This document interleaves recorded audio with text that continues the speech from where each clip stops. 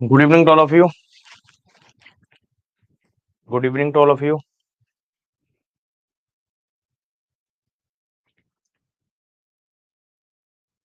मैं ठीक हूँ। मैं कल भी ठीक था। बट कल ये कि कल मैंने अपॉइंटमेंट ले लिया था, है ना, क्योंकि कुछ दिनों से मैंने आपको पता था कि बैक में पेन हो रहा था। तो कल का मेरा अपॉइंटमेंट था। ठीक है। मतलब पर अ,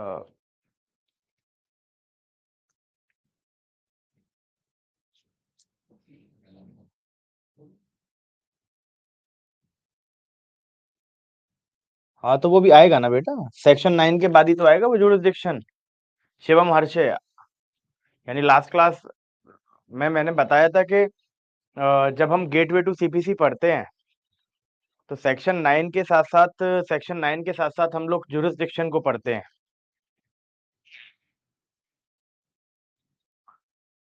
बेटा डॉक्टर ने कुछ नहीं कहा। डॉक्टर ने अभी मसल्स को जो स्टिफनेस थी उसे खत्म करने की दवाई दे दी, 1 हफ्ते की। बाकी कहा कि जो है एक्सरसाइज करो, और कहा कि बेल्ट लगा सकते हो थोड़े दिन तक। तो ऐसी कोई खास बात थी भी नहीं, बस ये कि हाँ, पेन कभी कभी बढ़ जाता था। जैसे लगातार जो है 3-4 घंटे अगर खड़े रहो तो बढ़ जाता था।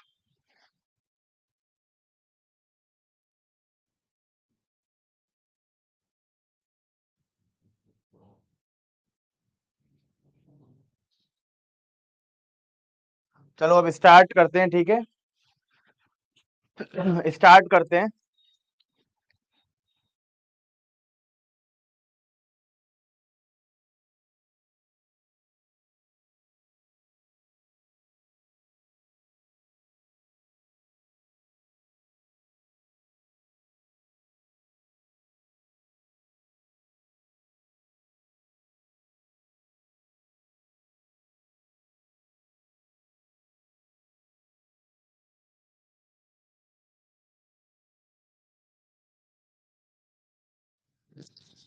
हेलो। अब आएगी, अब आएगी।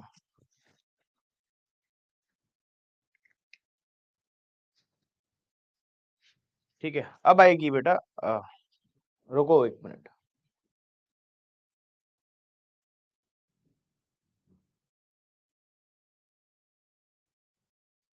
ठीक है, चलिए। तो हमारा सेक्शन 9 हो गया था।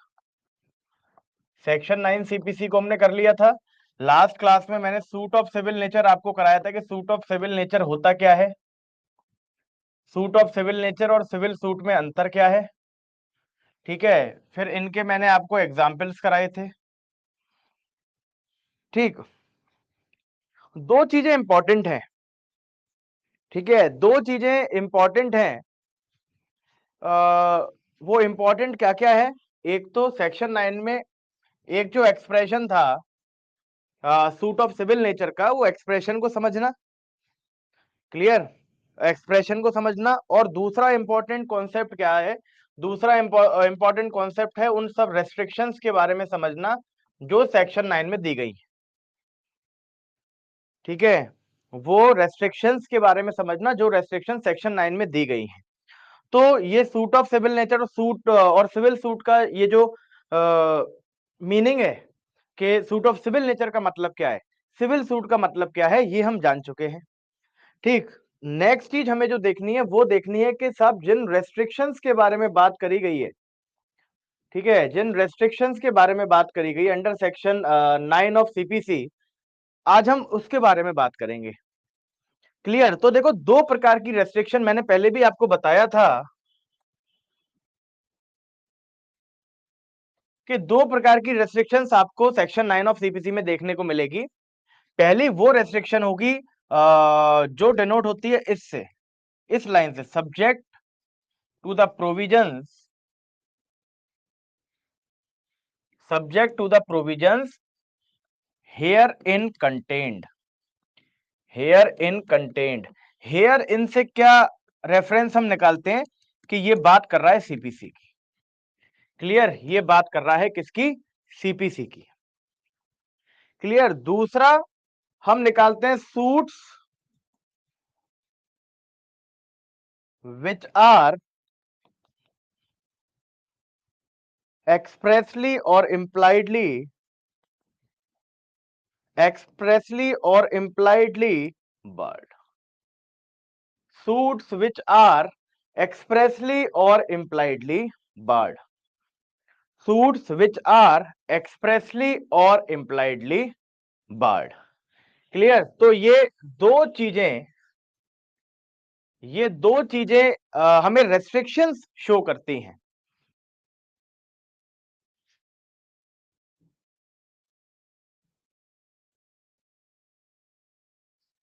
ठीक है. अब ये क्या है कि ये रेस्ट्रिक्शंस को शो करती हैं. हमने क्या पढ़ा था? हमने पढ़ा था कि साहब ये जो कोट होगा ना, कोट, इस कोट पर हर सूट को, all suits of civil nature, जो भी सूट सिविल नेचर का है ना, ये ऑल क्या लिख रहा है? सब.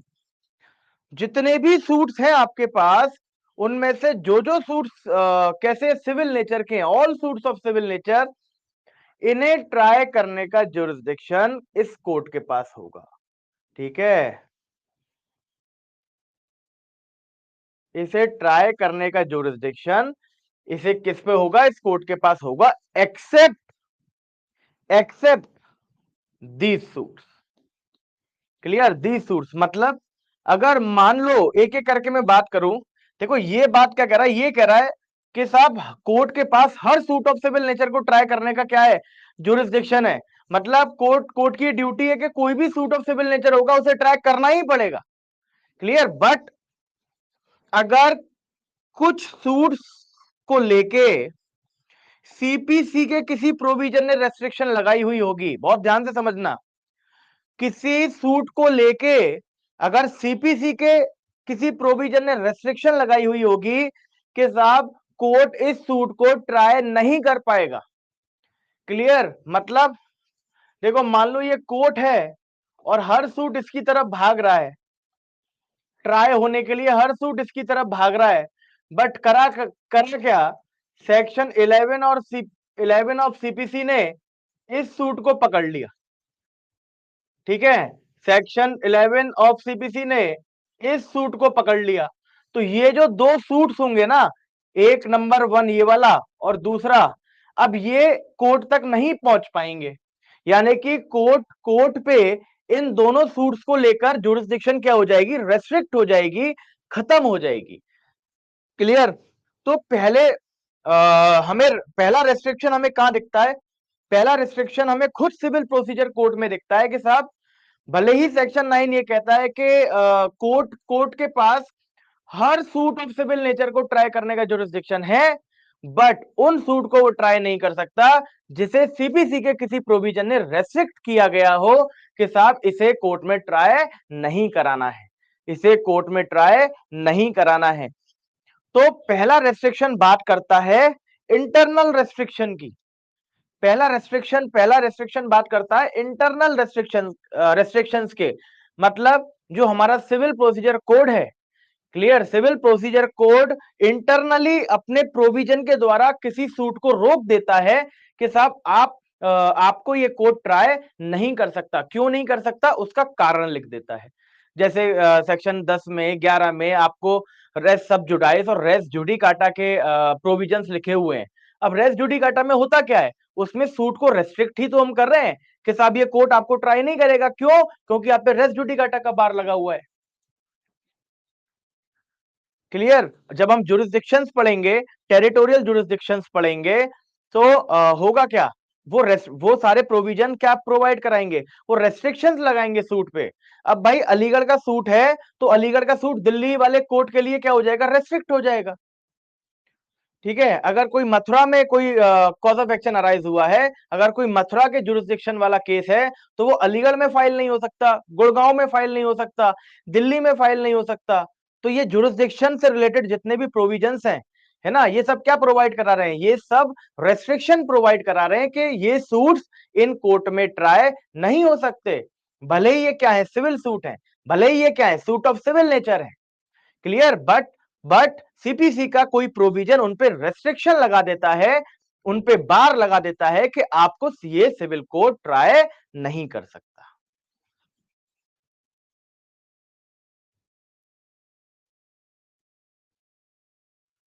शिवमान हरसे, मैंने आपको पहले भी बताया था कि बेटा वो तो सेक्शन 9 के बाद स्टार्ट होता है ना।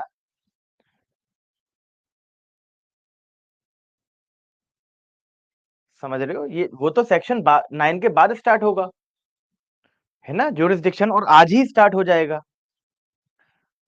देखो, जो चीज नहीं हो रही उसकी चिंता मत करो, क्योंकि वो कभी ना कभी होगी और अपने सही टाइम पर हो जाएगी। चिंता उसकी करो जो पढ़ाया जा रहा है क्लास में, क्योंकि आप स्टार्टिंग से ही केवल जुरिसडिक्शन को पकड़ के बैठ गए। मैं आज हमेशा के लिए मैं आपको बता रहा हूं सब लोगों को कि लिस्ट ऑफ टॉपिक में अगर कुछ बीच में छूट रहा है तो उसे लेके पकड़ के लटक मत जाया करो कि नहीं नहीं पहले तो ये लिखा है तो ये कराओ, नहीं। हो सकता है कि उसका उचित टाइम एक दो टॉपिक के बाद आएगा, लिस्ट ऑफ टॉपिक में गलती से पहले लिखवा दिया होगा। तो सब्र करा करो, सब्र का फल मीठा होता है ना, सब्र का फल तो मीठा होता है, मीठा फल खाओ। ठीक है, तो देखो, सेक्शन 9 में हमें दो तरह के प्रोविजंस, दो तरह की रेस्ट्रिक्शन दिखाई देती हैं। पहली वो रेस्ट्रिक्शन जो खुद सीपीसी लगाता है, पहली वो रेस्ट्रिक्शन जो खुद सीपीसी लगाता है, मतलब सीपीसी के ही कुछ प्रोविजन ऐसे हैं जो इसका एक्सेप्शन बन जाएंगे।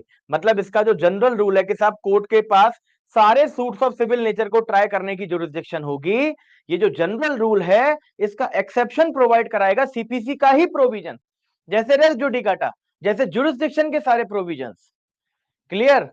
तो एक रेस्ट्रिक्शन तो हमारी क्या होगी, इंटरनल रेस्ट्रिक्शन होगी, मतलब सीपीसी के खुद प्रोविजन क्या प्रोवाइड कराएंगे, रेस्ट्रिक्शन प्रोवाइड कराएंगे। ठीक, देखो,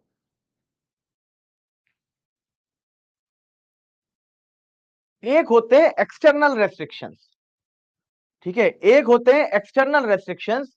एक्सटर्नल रेस्ट्रिक्शंस कैसे होते हैं कि साहब सीपीसी के अलावा, सीपीसी के अलावा अगर कोई ऐसा लॉ, ऐसा एक्ट है जो किसी सूट को क्या कर रहा है, सूट को रेस्ट्रिक्ट कर रहा है, जो किसी सूट को क्या कर रहा है, रेस्ट्रिक्ट कर रहा है कि साहब आप सिविल कोर्ट में ट्राई नहीं हो सकते, ठीक है, आप सिविल कोर्ट में ट्राई नहीं हो सकते।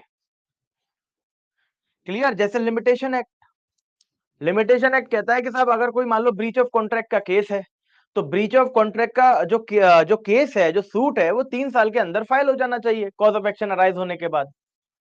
मान लो आप 3 साल बाद अगर कोर्ट में जाओगे उस सिविल सूट को लेके, ब्रीच ऑफ कॉन्ट्रैक्ट के सिविल सूट को लेके, तो लिमिटेशन एक्ट क्या कर देगा, उसे बार कर देगा, उसे रेस्ट्रिक्ट कर देगा कि नहीं, आप सिविल कोर्ट में ट्राई नहीं हो सकते। अब कोर्ट के पास आपको ट्राई करने की जुरिसडिक्शन नहीं बची, क्यों? क्योंकि लिमिटेशन एक्ट आपको रेस्ट्रिक्ट कर रहा है। क्लियर? ऐसे ही बहुत सारे क्या होते हैं, बहुत सारे लॉज होते हैं। क्लियर? अब देखो, ये जो दूसरा रेस्ट्रिक्शन है ना, इसे डिटेल में मैं अभी बात करूंगा, बट पहले मैं इसे पूरी तरह से खत्म करता हूं, इसे डिक्टेट करा के, क्योंकि इसमें मुझे एक्सप्रेसली बार्ड क्या होंगे और इंप्लाइडली बार्ड क्या होंगे, ये अलग अलग एग्जाम्पल से समझाना पड़ेगा। क्लियर? इसीलिए सबसे पहले हम खत्म करते हैं इसे। क्लियर? तो ये हेडिंग डाल लीजिए आप, subject to the provision herein content. ये समझ में तो आ गया ना, ये हेयर इन का मतलब क्या है, ये क्या बात करना चाह रहा है, ये जो पहला वाला रेस्ट्रिक्शन है ये क्या बात करना चाह रहा है, समझ में तो आपके आ गया, ये समझ में तो आपके आ गया है ना, ये वाला फर्स्ट वाला। ठीक है, अब ये हेडिंग डाल लो, पहले मैं इसे डिक्टेट करा दूं, उसके बाद फिर मैं इस सेकंड वाले रेस्ट्रिक्शन पे जाऊंगा।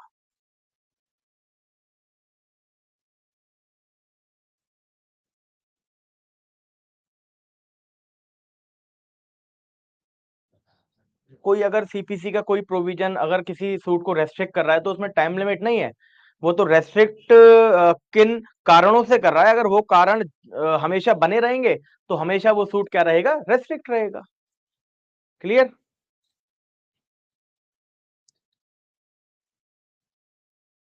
हाँ, पहले ये हेडिंग डालो, ये heading, subject to the provision herein content, और इस हेडिंग को इन्वर्टेड कॉमा में बंद कर देना। क्लियर? हाँ आदित्य, ऐसे भी लिख सकते हो, ऐसे भी लिख सकते हो।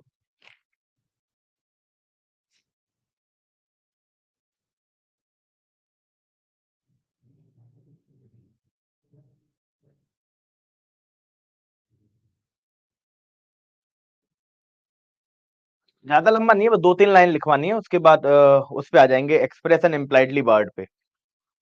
Please write the phrase subject to the provision herein contained, the phrase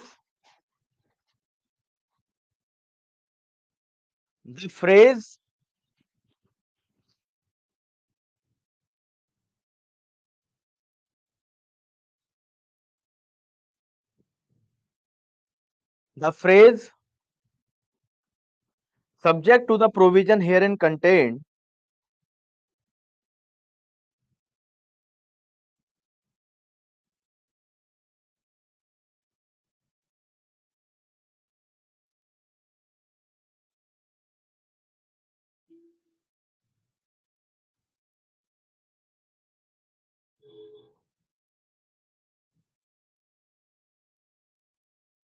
the phrase subject to the provisions herein contained subject to the provision herein contained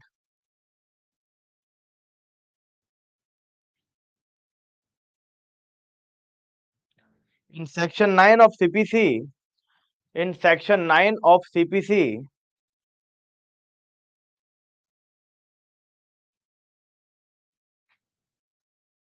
in section 9 of CPC means that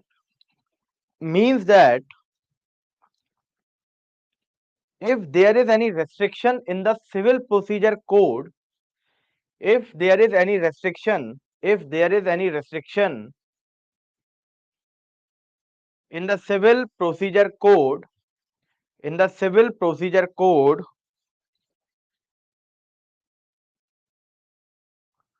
then it will be covered under this phrase then it will be covered under this phrase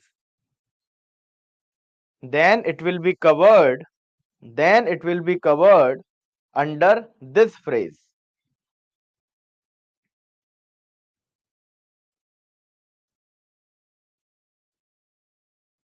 For example,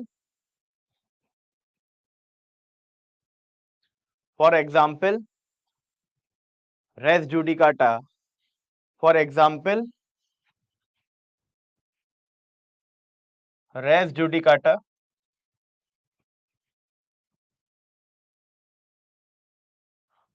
Res sub judice.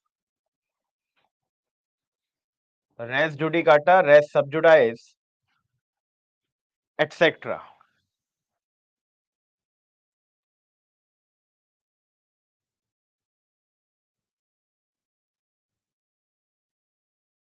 हाँ, हिंदी में तो मैं पहले समझाता हूँ, English में बाद में लिखवाता हूँ। समझ रहे हो? ये जो मैंने जितना भी अभी समझाया ना, उसी की 2 लाइन में इंग्लिश में डिक्टेट करा देता हूँ। आपको लगता है कि मैं समझा लग रहा हूँ, डिक्टेट अलग करा रहा हूँ और जो डिक्टेट करा रहा हूँ उसे हिंदी में बताऊँ। पहले मैं हिंदी में ही बताता हूँ। आप इस बात को समझो, इंग्लिश में जो मैं लिखा रहा हूँ ना इंग्लिश में जो मैं लिखा रहा हूँ वो अलग नहीं लिखा रहा। जो चीज़ मैं बोर्ड पर यहाँ पर समझा रहा हूँ हिंदी में, उसी को डिक्टेट कराता हूँ मैं। Section 10 and section 11 of CPC, Ankita Gupta. ठीक है, section 10 and section 11 of CPC.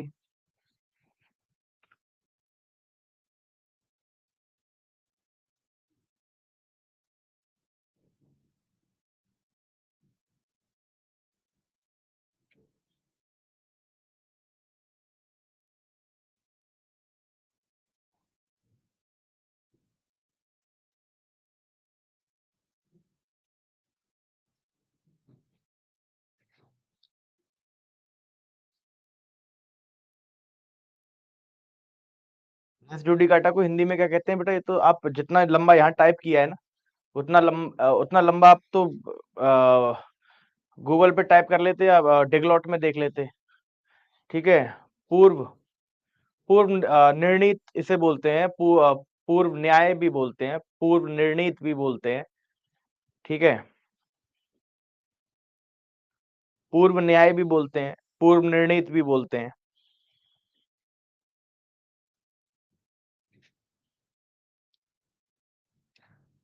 है ना? और बेयर एक्ट मैंने तो कहा है कि हिंदी वाले अब बात नहीं मानोगे तो हमेशा दिक्कत में रहोगे ही रहोगे। मैंने कहा है कि डिगलॉट लेके बैठे हैं वो, डिगलॉट लेके। और डिगलॉट से अच्छी ट्रांसलेशन तो कोई नहीं बता सकता, गूगल भी नहीं बता सकता, मैं भी नहीं बता सकता, क्योंकि डिगलॉट में लीगल ट्रांसलेशन आपको मिलेगी। तो डिगलॉट लेके आपको बैठना चाहिए।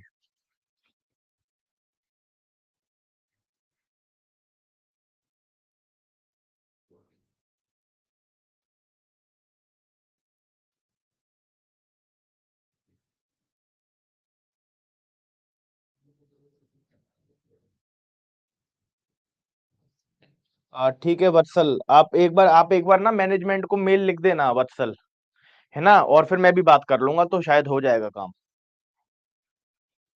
बेरेक लेके बेटा मतलब मैं तो स्टार्टिंग से ही बोलता हूँ कि बेरेक लेके बैठना चाहिए, और बेरेक लेके मैं ना भी बोलूं फिर भी आपकी ड्यूटी बनती है कि आप बेरेक लेके बैठे, है ना। और मैंने स्टार्टिंग में बताया था कि दोनों, चाहे हिंदी मीडियम का बच्चा हो चाहे इंग्लिश मीडियम का बच्चा हो, उसे डिगलॉट लेके बैठना है ताकि उसे दोनों लैंग्वेज की प्रैक्टिस हो सके।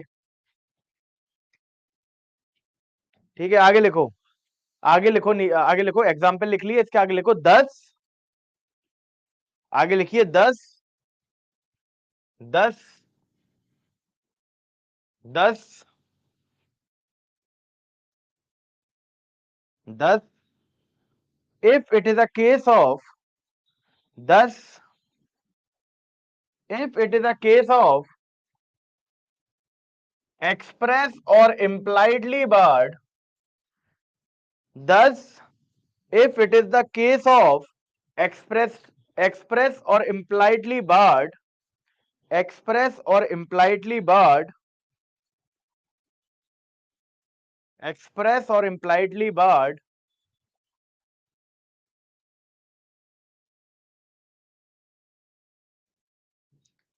then it will not fall under the CPC, then it will not fall under the CPC,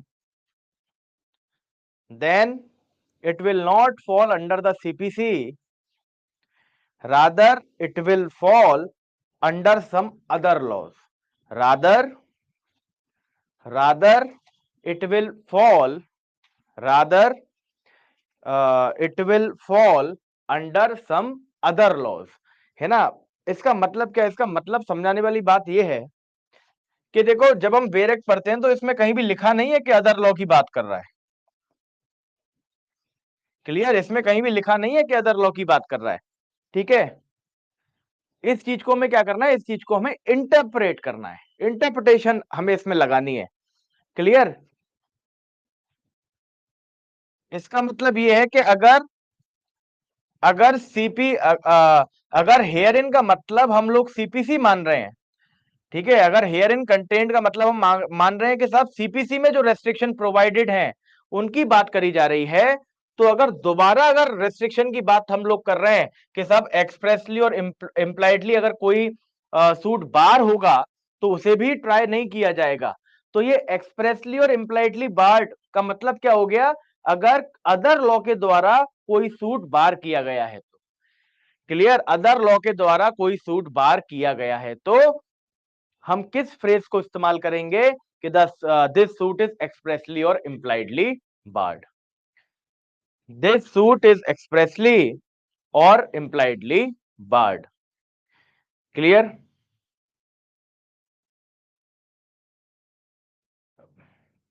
जो मर्जी वो कोई भी सब्जेक्ट पहले पढ़ सकते हो, कोई दिक्कत नहीं होती, है ना। कोई भी सब्जेक्ट आप पढ़ सकते हो पहले, कभी कोई दिक्कत नहीं होती, कभी ऐसा कोई वो नहीं है, मतलब ऐसा कोई रूल नहीं है कि पहले आप यही पढ़ोगे फिर उसके बाद ये पढ़ोगे, पहले सीपीसी पढ़ोगे तो समझ नहीं आएगा, पहले सीआरपीसी पढ़ोगे तो समझ नहीं आएगा। आप आप 11th क्लास के बच्चे को मेरे पास भेजना सीआरपीसी पढ़ने के लिए, उसे भी समझ में आ जाएगा। ठीक है, तो ऐसा कोई रूल नहीं होता कि पहले क्या पढ़ें सर, पहले कॉन्स्टी पढ़ लें या पहले कुछ पढ़ लें, कुछ नहीं। जो मन कर रहा है पहले, जो तुम्हारे उसमें कोर्स में आ रहा है वो पहले पढ़ो। ठीक है, और ऐसा कोई लॉजिक, कोई रूल ऐसा नहीं होता कि पहले हमें सर्टेन एक लॉ पढ़ना है उसके बाद ये लॉ पढ़ना है। ठीक है, तो कुछ भी पढ़ सकते हो अफरोज। ठीक है, चलो आगे चलते हैं। यानी कि पहला हमने देख लिया, पहला रेस्ट्रिक्शन का पहला फ्रेज क्या बात करता है पहला फ्रेज बात करता है कि subject to the provision herein content, ठीक है। Herein content, herein content का मतलब हमने समझ लिया कि साहब ये सीपीसी की बात कर रहा है, यानी कि सीपीसी में अगर कोई ऐसा प्रोविजन है जो सूट को रेस्ट्रिक्ट कर देगा ट्राई होने से, ठीक है, तो फिर कोर्ट के पास उसे ट्राई करने की जुरिस्डिक्शन नहीं रही। ठीक, अब हम दूसरी रेस्ट्रिक्शन की बात करते हैं, जो कहता है कि साहब जो बात करता है एक्सप्रेसली और इम्प्लाइडली बार्ड, एक्सप्रेसली और इम्प्लाइडली बार्ड। अब देखो होता क्या है, हमने पहले फ्रेज में पढ़ लिया कि साहब सीपीसी हेयर इन कंटेंट का मतलब है कि सीपीसी में दिए हुए रेस्ट्रिक्शन की बात हो रही है, क्लियर। ठीक है, और एक्सप्रेसली और इम्प्लाइडली बार्ड का मतलब है कि साहब अगर कोई रेस्ट्रिक्शन सीपीसी के अलावा किसी अदर लॉ में दी गई है, अगर अगर सीपीसी के अलावा किसी और लॉ में, किसी अदर लॉ में कोई रेस्ट्रिक्शन प्रोवाइडेड है, कैसी रेस्ट्रिक्शन, जो कि सूट को ट्राई होने से रेस्ट्रिक्ट कर दे, सूट को ट्राई होने से रोक दे कि नहीं आप कोर्ट इसे ट्राई नहीं करेगा, क्यों, क्योंकि लिमिटेशन एक्ट मना कर रहा है। कोर्ट इसे ट्राई नहीं करेगा, क्यों, क्योंकि दिल्ली रेंट एक्ट इसे मना कर रहा है, क्लियर। तो ऐसा कोई अदर लॉ अगर किसी सूट पर क्या लगा देगा, सूट के ट्राई होने पर रेस्ट्रिक्ट लगा देगा, सूट के ट्राई होने पर रेस्ट्रिक्शन लगा देगा, समझना मेरी बात को। अगर कोई अदर लॉ, अदर किसका अदर, सीपीसी से अदर, मतलब सीपीसी के अलावा कोई भी कानून किसी भी सूट को ट्राई होने से मना कर देगा, क्लियर, तो वो किस फ्रेज में कवर होगा, वो सेक्शन 9 ऑफ सीपीसी के इस फ्रेज में कवर होगा, क्लियर। भाई आप कहोगे कि साहब अदर लॉ की वजह से सीपीसी कोर्ट जुरिस्डिक्शन क्यों खो रहा है, सीपीसी में तो ऐसा लिखा नहीं है कि अदर लॉ भी रोक पाएगा सिविल कोर्ट की जुरिस्डिक्शन को, अदर कोई एक्ट है वो भी किसी भी सूट को रेस्ट्रिक्ट कर सकता है किसी कोर्ट में जाने से, ऐसा तो कहीं नहीं लिखा है ना, तो कहीं स्पेसिफिकली नहीं लिखा। बट हम क्या करते हैं, हम इसे इंटरप्रेट करते हैं, क्योंकि हेयर इन का मतलब यहां पर सीपीसी ऑलरेडी हो चुका है, तो एक्सप्रेसली और इंप्लाइडली बार्ड हमेशा हम ये मान के चलते हैं कि ये अदर लॉस को रेफर करता है, अदर लॉस को रेफर करता है। तो अगर कोई अदर लॉ किसी सूट को ट्राई होने से रेस्ट्रिक्ट करेगा, तो वो रेस्ट्रिक्शन किस में फॉल करेगा, द फ्रेज एक्सप्रेसली और impliedly barred under section 9 of civil procedure code, under section 9 of civil procedure code, clear. ये समझ, फ्रेज का मतलब समझ में आ गया, फ्रेज समझ में आ गया कि फ्रेज हम किसको रेफर करेंगे, फ्रेज, ये जो फ्रेज है एक्सप्रेसली और इंप्लाइडली बार्ड, एक्सप्रेस और इंप्लाइड बार्ड, ये किसकी बात करेगा, अदर लॉ में दिए गए रेस्ट्रिक्शंस की बात करेगा, क्लियर। बट ये एक्सप्रेस बार क्या होता है, ये एक्सप्रेस बार क्या होता है और इंप्लाइड बार क्या होता है, ठीक है, इन्हें देखने की भी आवश्यकता है। ट्राई के बाद रेस्ट्रिक्शन लिखा था काजल, ठीक है, इसे देखने की भी आवश्यकता है कि ये एक्सप्रेस क्या होता है, ये इंप्लाइड क्या होता है, ठीक है, तो इसे एक एक करके देखेंगे, क्लियर, इसे एक एक करके देखेंगे। देखो, एक मैं बता दूं एक्सप्रेस का मतलब क्या होता है, एक्सप्रेसली का मतलब होता है कि जहां पर क्लियर मैनिफेस्ट हो रहा हो, जहां पर क्लियर दिखाई पड़ रहा हो, है ना, बिल्कुल क्या हो, बिल्कुल on the face of it हो, क्लियर, देखने भर से नजर आए कि ये क्या है, क्लियर, देखने भर से पता चल जाने वाली चीज को एक्सप्रेस बोलते हैं, है ना। अब जैसे आपने देखा होगा कि यार आप अपनी फीलिंग्स को एक्सप्रेस क्यों नहीं कर रहे, अगर कोई चीज मन में छुपी हुई है तो वो क्या करते हैं कि यार ये अंदर ही अंदर इसके ऐसी फीलिंग्स है, हम बोलते हैं ना कि यार इसके अंदर ही अंदर ऐसे फीलिंग्स है, क्लियर। बट हम कहते हैं यार अपनी फीलिंग को एक्सप्रेस करो, मतलब किसी चीज को बाहर बोल देना, किसी चीज को जाहिर कर देना, ये क्या होता है, एक्सप्रेस करना, है ना। यानी कि अगर आपको सामने वाले को देखकर पता चल जाए, ठीक है, स्पष्ट रूप से, तो वो क्या होता है, वो एक्सप्रेस कहलाता है। हम कहते हैं ना अपने थॉट्स को एक्सप्रेस करो, क्लियर। तो मतलब अगर हमें देखने भर से ये पता लग रहा है कि ये क्या कह रहा है, क्लियर, वो होता है एक्सप्रेस, वो क्या होता है एक्सप्रेस। ठीक है, तो अगर कोई ऐसा लॉ है, कोई ऐसा लॉ है जो किसी सूट पर बिल्कुल खुल के रेस्ट्रिक्शन लगा रहा है, लिखा हुआ है कि साहब सिविल कोर्ट में ये सूट नहीं जाएगा। कोई लॉ है हमारे पास, कोई भी लॉ है, उसने बिल्कुल स्पष्ट रूप में लिखा हुआ है कि साहब सिविल कोर्ट में ये लॉ नहीं जाएगा।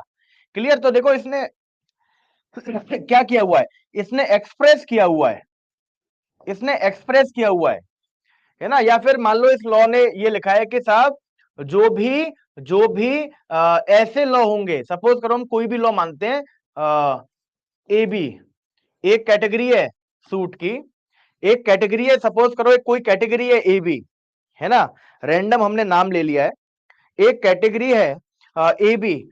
तो ये लॉ कहता है कि अगर कोई सूट ए बी कैटेगरी का है ना, तो वो सिविल कोर्ट में नहीं जाएगा, वो सिविल कोर्ट में नहीं जाएगा, वो जाएगा ए बी कोर्ट में। हम अलग से कोर्ट बना रहे हैं, वो जाएगा ए बी कोर्ट में। तो देखो सिविल कोर्ट्स के लिए इस सूट को ट्राई करना क्या हो गया, बार हो गया, रेस्ट्रिक्शन लगा दी। क्या लगा दी, रेस्ट्रिक्शन लगा दी। तो ये क्या होता है, ये this is the express restriction, this is the express restriction, this is the express bar. क्योंकि इसने अपने प्रोविजन में बिल्कुल स्पष्ट रूप से खुला हुआ लिखा हुआ है कि अगर कोई सूट ए बी कैटेगरी का होगा तो वो सिविल कोर्ट में ट्राई होने नहीं जाएगा। क्लियर, ये एक्सप्रेस किया हुआ है अपने लॉ में। क्लियर, तो जो रेस्ट्रिक्शन हमें स्पष्ट रूप से नजर आए, जो रेस्ट्रिक्शन किसी लॉ में स्पष्ट रूप से लिखा हुआ हो, क्लियर, तो वहां पर वो कैसा बार कहलाता है, एक्सप्रेस बार कहलाता है। ठीक है, वो क्या कहलाता है, एक्सप्रेस बार कहलाता है। जैसे मान लो कोई स्पेशल लॉ है, देखो ध्यान देना एक एग्जांपल को, मान लीजिए कोई स्पेशल लॉ है, क्लियर, कोई स्पेशल लॉ है। अब ये कहता है कि साहब ये बना हुआ किसके लिए, मान मान के चलो ये बना हुआ है किसके लिए, आर्म्स के लिए बना हुआ है। तो स्पेशल लॉ आर्म्स एक्ट ही मान लो, आर्म्स एक्ट ही मान लो। आर्म्स एक्ट एक स्पेशल लॉ है जो कहता है कि साहब आर्म्स से रिलेटेड जितने भी मामले होंगे वो कहां जाएंगे, उसके लिए हम एक स्पेशल कोर्ट बना रहे हैं, है ना। उसके लिए हम एक क्या बना रहे हैं, एक स्पेशल कोर्ट बना रहे हैं। मतलब ये जो आर्म्स एक्ट है इसका कोई सेक्शन स्पष्ट रूप से ये लिखता है, क्या लिखता है कि सब इस्टेब्लिशमेंट ऑफ स्पेशल कोर्ट। मतलब हम क्या बना रहे हैं, हम क्या बना रहे हैं, हम एक स्पेशल कोर्ट बना रहे हैं, और आर्म्स से रिलेटेड जितने भी मामले होंगे, जितने भी आर्म्स रिलेटेड केसेस होंगे वो कहां जाएंगे, इस स्पेशल कोर्ट में जाएंगे, और वो सिविल कोर्ट में नहीं जाएंगे, वो सिविल कोर्ट में नहीं जाएंगे। क्लियर, वो सिविल कोर्ट में नहीं जाएंगे। क्लियर, तो देखो अब इस स्पेशल लॉ ने क्या किया, अब इस स्पेशल लॉ ने सिविल कोर्ट को ऐसे मैटर को ट्राई करने पे क्या लगा दी, रेस्ट्रिक्शन लगा दी।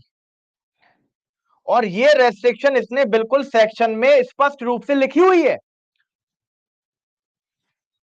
ठीक है, क्या किया हुआ है, एक्सप्रेस किया हुआ है कि साहब आर्म्स के कोई मैटर होंगे तो हम उसके लिए स्पेशल कोर्ट बना रहे हैं, सिविल कोर्ट में ये मैटर ट्राई नहीं किए जा सकते, सिविल कोर्ट के पास इन मैटर्स को ट्राई करने के लिए जुरिस्डिक्शन नहीं होगा। क्लियर, तो देखो इसमें क्या हुआ, कोई स्पेशल लॉ क्या कर रहा है, एक्सप्रेसली, कोई special law expressly civil court की जुरिस्डिक्शन को रेस्ट्रिक्ट कर रहा है। क्लियर, कोई स्पेशल लॉ, ठीक है, कोई स्पेशल लॉ एक्सप्रेसली, मतलब एक्सप्रेसली का मतलब सेक्शन पढ़ के हमें नजर आ रहा है कि हाँ स्पेशल कोर्ट में जाएगा मामला। कोई special law expressly civil court की जुरिस्डिक्शन को किसी केस के लिए क्या कर रहा है, रेस्ट्रिक्ट कर रहा है ना। मतलब अब इस लॉ के आने के बाद क्या हो गया कि ये जो जितने भी आर्म्स रिलेटेड सूट होंगे, ठीक है, इन सूट को सिविल कोर्ट क्या नहीं कर पाएगा, ट्राई नहीं कर पाएगा, ट्राई नहीं कर पाएगा। क्लियर, तो ऐसे ही केसेस को हम बोलते हैं एक्सप्रेस बार। ठीक है, ऐसे ही केसेस को बोलते हैं एक्सप्रेस बार। आर्बिट्रेशन हो गया, सरफेसी एक्ट हो गया, ट्रिब्यूनल्स हो गए सारे, मार्शल कोर्ट्स हो गए, फैमिली कोर्ट्स हो गए, रेंट ट्रिब्यूनल्स हो गए, जितने भी कोर्ट, बहुत सारे एग्जाम्पल्स हो सकते हैं। ठीक है, हम एनडीपीएस कोर्ट बना देते हैं, गैंगस्टर कोर्ट बना देते हैं, ठीक है, तो और पॉक्सो कोड बना देते हैं, एससी एसटी कोड बना देते हैं, तो बहुत सारे कोर्ट्स हो सकते हैं, स्पेशल कोर्ट्स बहुत सारे कोर्ट्स हो सकते हैं। लेबर कोर्ट हो सकता है, इंसॉल्वेंसी कोर्ट हो सकता है, इनकम टैक्स ट्रिब्यूनल हो सकता है, मतलब प्रोबेट कोर्ट हो सकता है, कंपनी लॉ ट्रिब्यूनल हो सकता है, मतलब इतने स्पेशल लॉ हैं, मतलब इतने इतने स्पेशल लॉ हैं जो सूट्स को क्या करते हैं, सिविल कोर्ट में जाने से रेस्ट्रिक्ट करते हैं। तो एक्सप्रेस बार के बहुत एग्जाम्पल हो सकते हैं, ठीक है। डेट रिकवरी ट्रिब्यूनल हो सकता है, मोटर एक्सीडेंट क्लेम ट्रिब्यूनल हो सकता है, एनजीटी हो सकता है, सो मेनी। हाँ, फैमिली कोर्ट सिविल कोर्ट में ही आएगा बेटे। एडमिरल्टी कोर्ट हो सकता है, बहुत सारे हो सकते हैं। लिख लो, एग्जाम्पल लिखने हैं आपको, एग्जाम्पल लिख लो, 5-6 एग्जाम्पल लिख लो, पेपर में लिखोगे तो अच्छा इंप्रेशन पड़ेगा।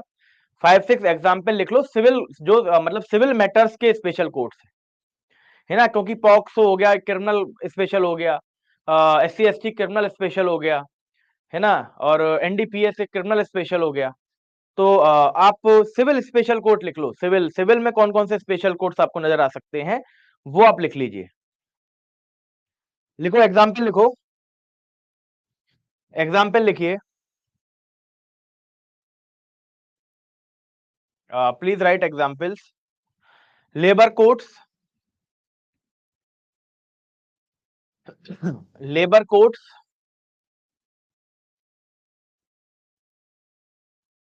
Insolvency courts, labour courts, insolvency courts, labour courts, insolvency courts, family courts,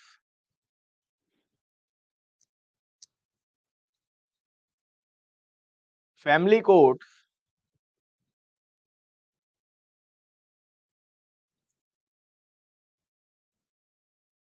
income tax tribunal, हाँ समीर कुमार दुबे, एनजीटी आ जाएगा, NGT, national green tribunal, income tax tribunal, national green tribunal, NGT, company law tribunal, company law tribunal,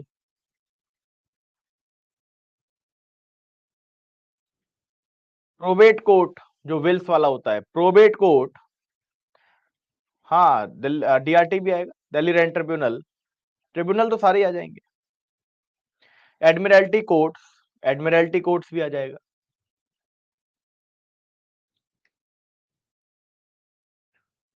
probate courts, Wills वाले जो होते हैं, etcetera, इतने बहुत हैं, 4-5 लिख दोगे एग्जाम्पल, एग्जामिनर को समझ में आ जाएगा कि आप जानते हो।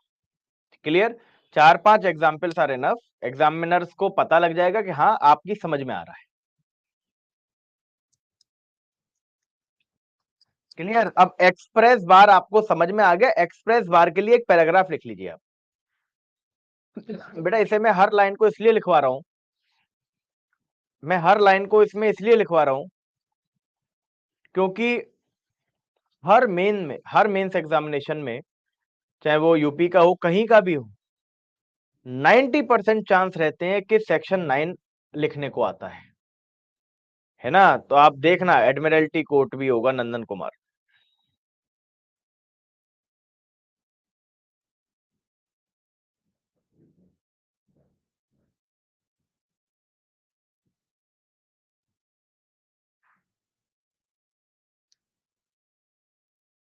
हाँ, कोई स्पेशल एक्ट बन गया है ना, आ, कोई स्पेशल कोर्ट, कोई स्पेशल एक्ट बन गया है, अगर वो स्पेशल एक्ट किसी स्पेशल कोर्ट को स्टेब्लिश कराता है किसी पर्टिकुलर केसेस के लिए, तो फिर वो सारे केसेस उस स्पेशल कोर्ट में ही ट्राई होते हैं, सिविल कोर्ट में ट्राई नहीं होंगे, है ना। बट अभी आगे मैं आपको एक चीज कराऊंगा कि कभी कभी ऐसा होगा कि स्पेशल कोर्ट को जुरिस्डिक्शन है ट्राई करने की, फिर भी सिविल कोर्ट में आपकी जुरिस्डिक्शन बन जाएगी। ये सुप्रीम कोर्ट ने कुछ कंडीशन ऐसी लेट डाउन करी थी कि उन कंडीशंस में ऐसा हो सकता है, ठीक है। वो केस है दूलाबाई, दूलाबाई केस, जिसकी आप लास्ट क्लास में बोल रहे थे, तो मैंने कहा था सब्र करो अभी सब होगा, ठीक है। रविशंकर कुमार आप एक बार रिज्वाइन करो, नेशनल ग्रीन ट्रिब्यूनल,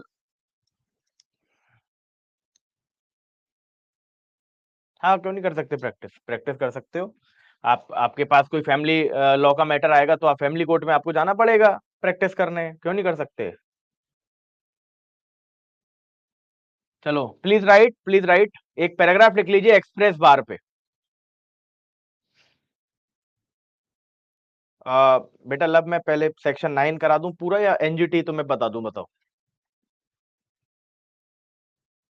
जैसा आप बोलोगे वैसा करा दूंगा। बताओ। लव एनजीटी पढ़ाना, अब मैं यहाँ से बीच में से हटके और एनजीटी पढ़ाने लगूं पूरा, या फिर ये करा दूं, सेक्शन 9 कंप्लीट करा दूं?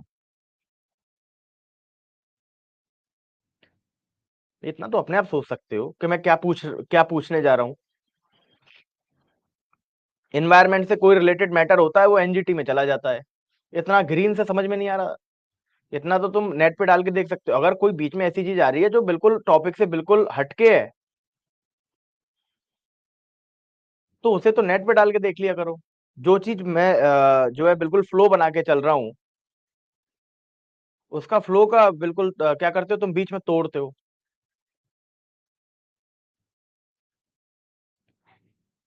एक्सप्रेस बार में लिखना है एग्जाम्पल, जो है अंशुल अग्रवाल, एक्सप्रेस बार जो लिखवाया है, एक्सप्रेस बार में एग्जाम्पल्स लिखने हैं।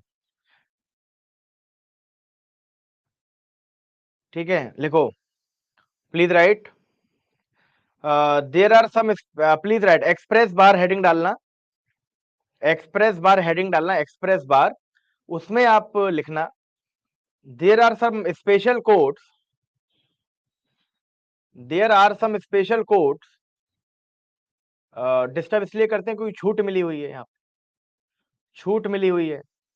अभी बैठे होते जो है 2.5 लाख रुपया दे के बैठे होते, और एक डाउट भी पूछने नहीं दिया जाता, तब इनकी अकल में आती कि क्या होती है पढ़ाई।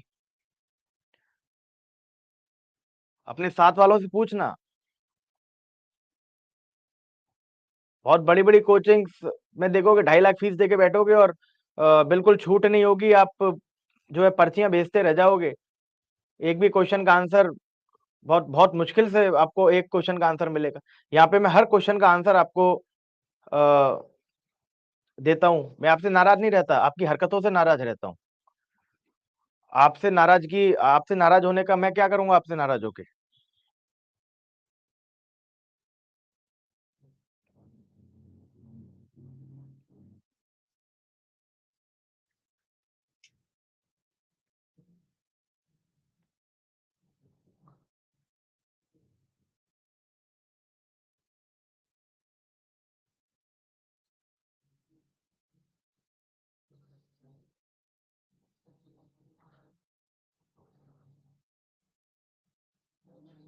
ठीक है, मैं यहाँ पे नाम नहीं ले सकता, बहुत सारे ऐसे इंस्टीट्यूट हैं कि, ठीक है, मनीषा यादव, मुझे पता है कि यहाँ पर भी आपने पैसे दिए हैं। ठीक है, और यहाँ भी हम, मुझे ऐसा लगता है कि यहाँ पर बिल्कुल उतनी एफर्ट्स डाले जा रहे हैं, एटलीस्ट मैं अपनी बात करूं, है ना? तो कहीं पर भी आप मतलब इस चीज को आप तोल थोड़ी सकते हो, इस चीज को आप तोल थोड़ी सकते हो।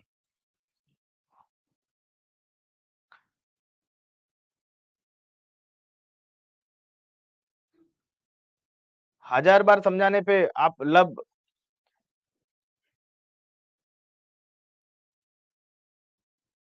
बेटा मनीषा यादव, आप एक बात ये नहीं समझ रहे हैं कि आप मेरी बात नहीं मान रहे, तो मैं नाराज क्यों नहीं होऊंगा? मैंने कहा क्वेश्चन आएंगे तो लास्ट के 15 मिनट में पूछिएगा। बताओ।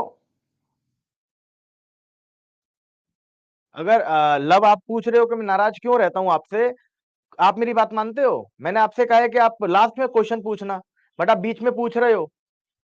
आप मेरी बात मान रहे हो? आप मुझे बताओ। कोई बात नहीं दीपक, देखो दीपक, समझाना भी इन्हें जरूरी है ना, समझाना जरूरी है।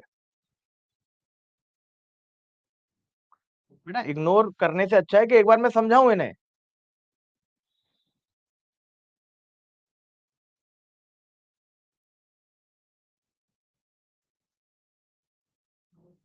इतना इम्पेशेंट होने की जरूरत नहीं है। अगर इम्पेशेंट इम्पेशेंट आप रहेंगे तो कुछ होने वाला नहीं है, कुछ नहीं सीख पाएंगे।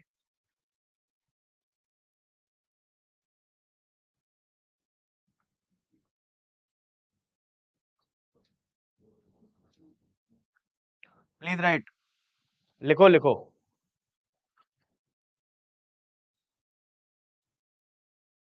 Please right. तुम्हारी समझ में आएगा नहीं। मैं समझ गया। तुम्हारी समझ में आएगा नहीं। अ, अगर आप एक टीचर के पढ़ाने को केवल पैसे से ही तोलते हैं, तो मेरी कही हुई कोई बात आपको समझ में कभी नहीं आएगी जीवन में। ठीक है? तो बट इस बात का रियलाइजेशन आपको बाद में होगा। Clear? Please right. There are some special codes.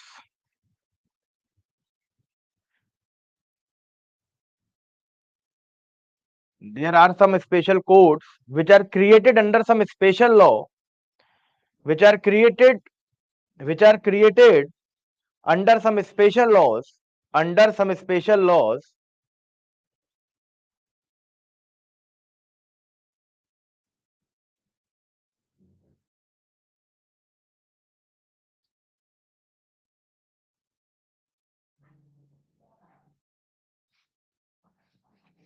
which are created under some special laws, and it is exclusively declared, it is exclusively declared, it is exclusively declared in these laws, in these laws, it is exclusively declared in these laws that any dispute,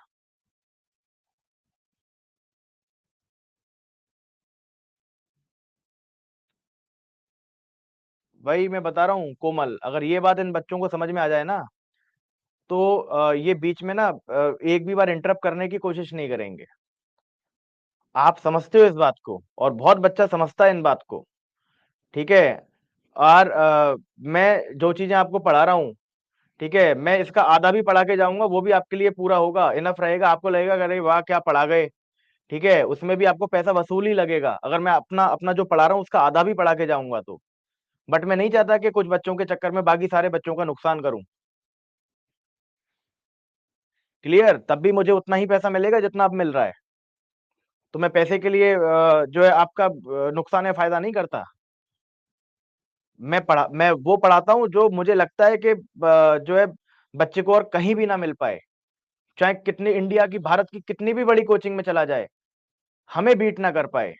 तुम सबको beat ना कर पाए। अगर किसी से आप कर लेना, मेरे मेरे किसी टॉपिक को कोई टॉपिक मैंने पढ़ाया हुआ, मेरा पढ़ा हुआ कोई टॉपिक होगा ना, उस पे किसी बच्चे से कर लेना, आप बहस कर लेना, शास्त्रार्थ कर लेना, कहीं भी नहीं हार पाओगे।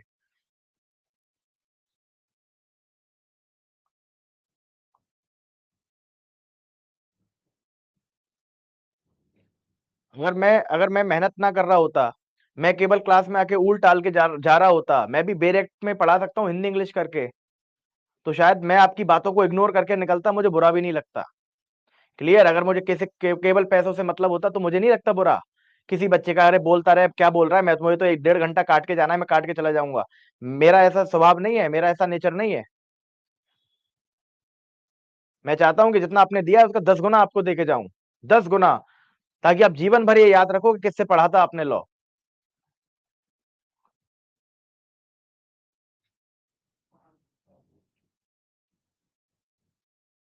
दुख दुख उसे होता है जो दिल से जुड़ा हुआ होता है। ध्यान रखना, मैं पढ़ाने से, मैंने अपनी मैं ऑफिसर था, मैंने वो भी छोड़ा है केवल क्योंकि मुझे पढ़ाना पसंद है ना, मेरे इमोशन कनेक्ट हो जाते हैं। मेरे मेरे मेरे को आप सबसे अटैचमेंट है। ठीक है? मैं चाहता हूं कि मेरा हर बच्चा कहे कि सर मैं सर से पढ़ के आया हूं, और आ जाओ मेरे सामने कोई। तो मेरे से ये सब बातें आप मत करा करिए। मैं बहुत दिल से पढ़ाता हूँ, दिल से पढ़िए, जुड़ के पढ़िए। ठीक है? इमोशंस नहीं आएंगे टीचिंग में या फिर पढ़ने में तो नहीं सीख पाएंगे कुछ।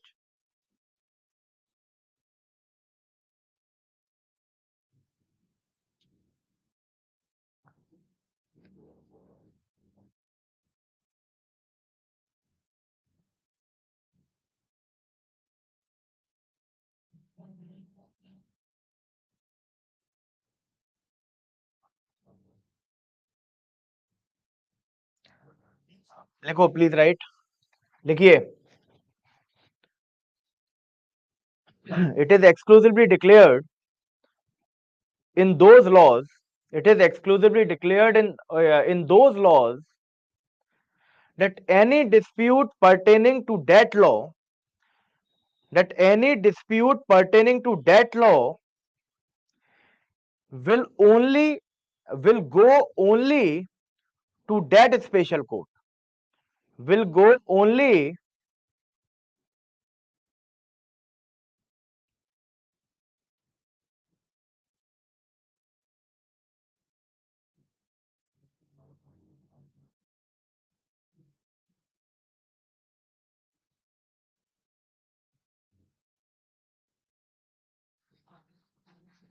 will go only to that special court.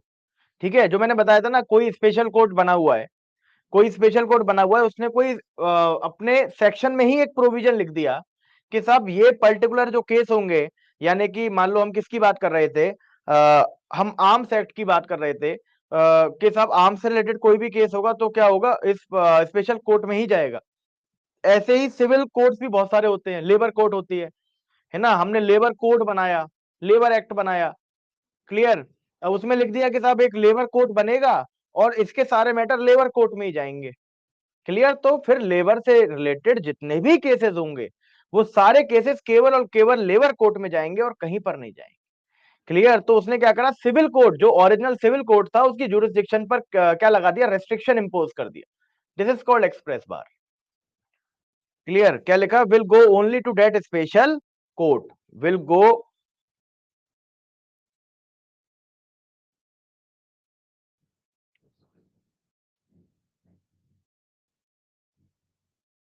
will go only to that special court, and therefore and therefore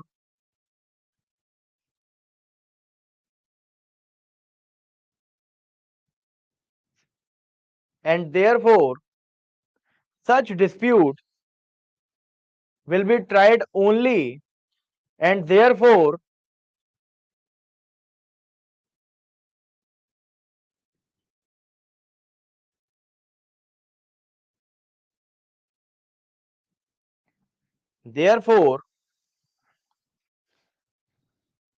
such disputes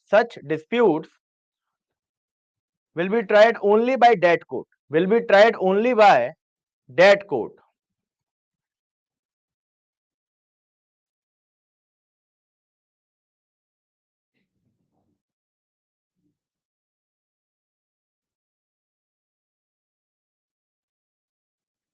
Such disputes will be tried only by that court and not by the ordinary civil courts, and not by the ordinary civil courts.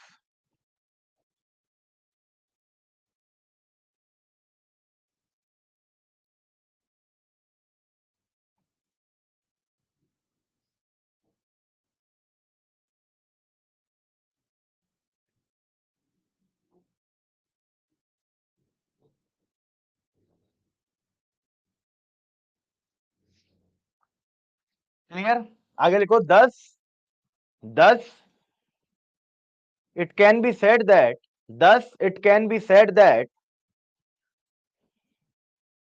thus it can be said that by those special law thus it can be said that by those special law by those special law the jurisdiction of the ordinary civil court the jurisdiction of the ordinary civil court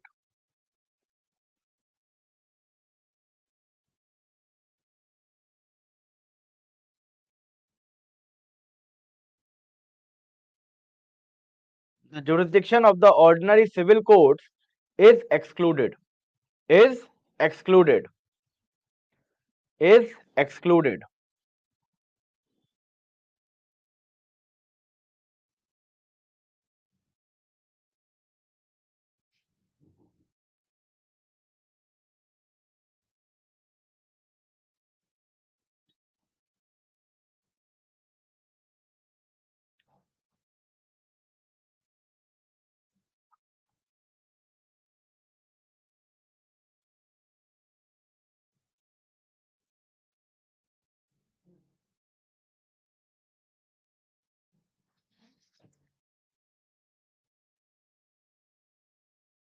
ठीक है, express बार समझ गए आप क्या होता है? Express बार समझ गए क्या होता है? ठीक है, मतलब अगर किसी प्रोविजन में क्या है, एक्सप्रेसली लिखा हुआ है, किसी प्रोविजन में एक्सप्रेसली लिखा हुआ है कि सब ये जो पर्टिकुलर केसेस हैं ये स्पेशल कोर्ट में ही जाएंगे, ठीक है, वो कोर्ट हम बना के दे रहे हैं। क्लियर? तो जो ऑर्डिनरी जो सिविल कोर्ट्स हैं हमारे पास, उसमें क्या हो जाएगा, वो जो पर्टिकुलर केसेस हैं, क्लियर, उन्हें ट्राई करने के लिए रेस्ट्रिक्शन लग जाएगी ऑर्डिनरी सिविल कोर्ट्स पे। तो these are the express bars. Clear? और अगर हम इम्प्लाइड बार की बात करें, अगर हम इम्प्लाइड बार की बात करें, इम्प्लाइड बार की, तो देखो इम्प्लाइड बार में क्या होता है, मान लो कोई ऐसा स्पेशल लॉ बना, कोई स्पेशल लॉ बना जो स्पेशल कोर्ट के बारे में क्या है, साइलेंट है। ठीक है, उसने स्पेशल लॉ क्या है, स्पेशल लॉ बनाया। ठीक है, ब्रेक बेटा भी दूंगा, अभी थोड़ा सा पहले ये समझ लो आप, इम्प्लाइड बार समझ लो, उसके बाद ब्रेक देंगे। देखो कोई स्पेशल लॉ हमने बनाया, कोई स्पेशल लॉ हमने बनाया, स्पेशल लॉ में क्या है कि हमने कहा कि साहब एक पर्टिकुलर केसेस जो होंगे, पर्टिकुलर केसेस होंगे, वो कैसे ऐसे ट्राई करे जाएंगे। ठीक है, उनमें इन्वेस्टिगेशन इतने दिनों में होगी, ये पर्टिकुलर केस में मतलब पार्टीज ये करेंगी, पार्टीज वो करेंगी, कि इसे ट्राई करे। तो स्पेशल कोर्ट के रिलेशन में ये लॉ क्या था, साइलेंट था।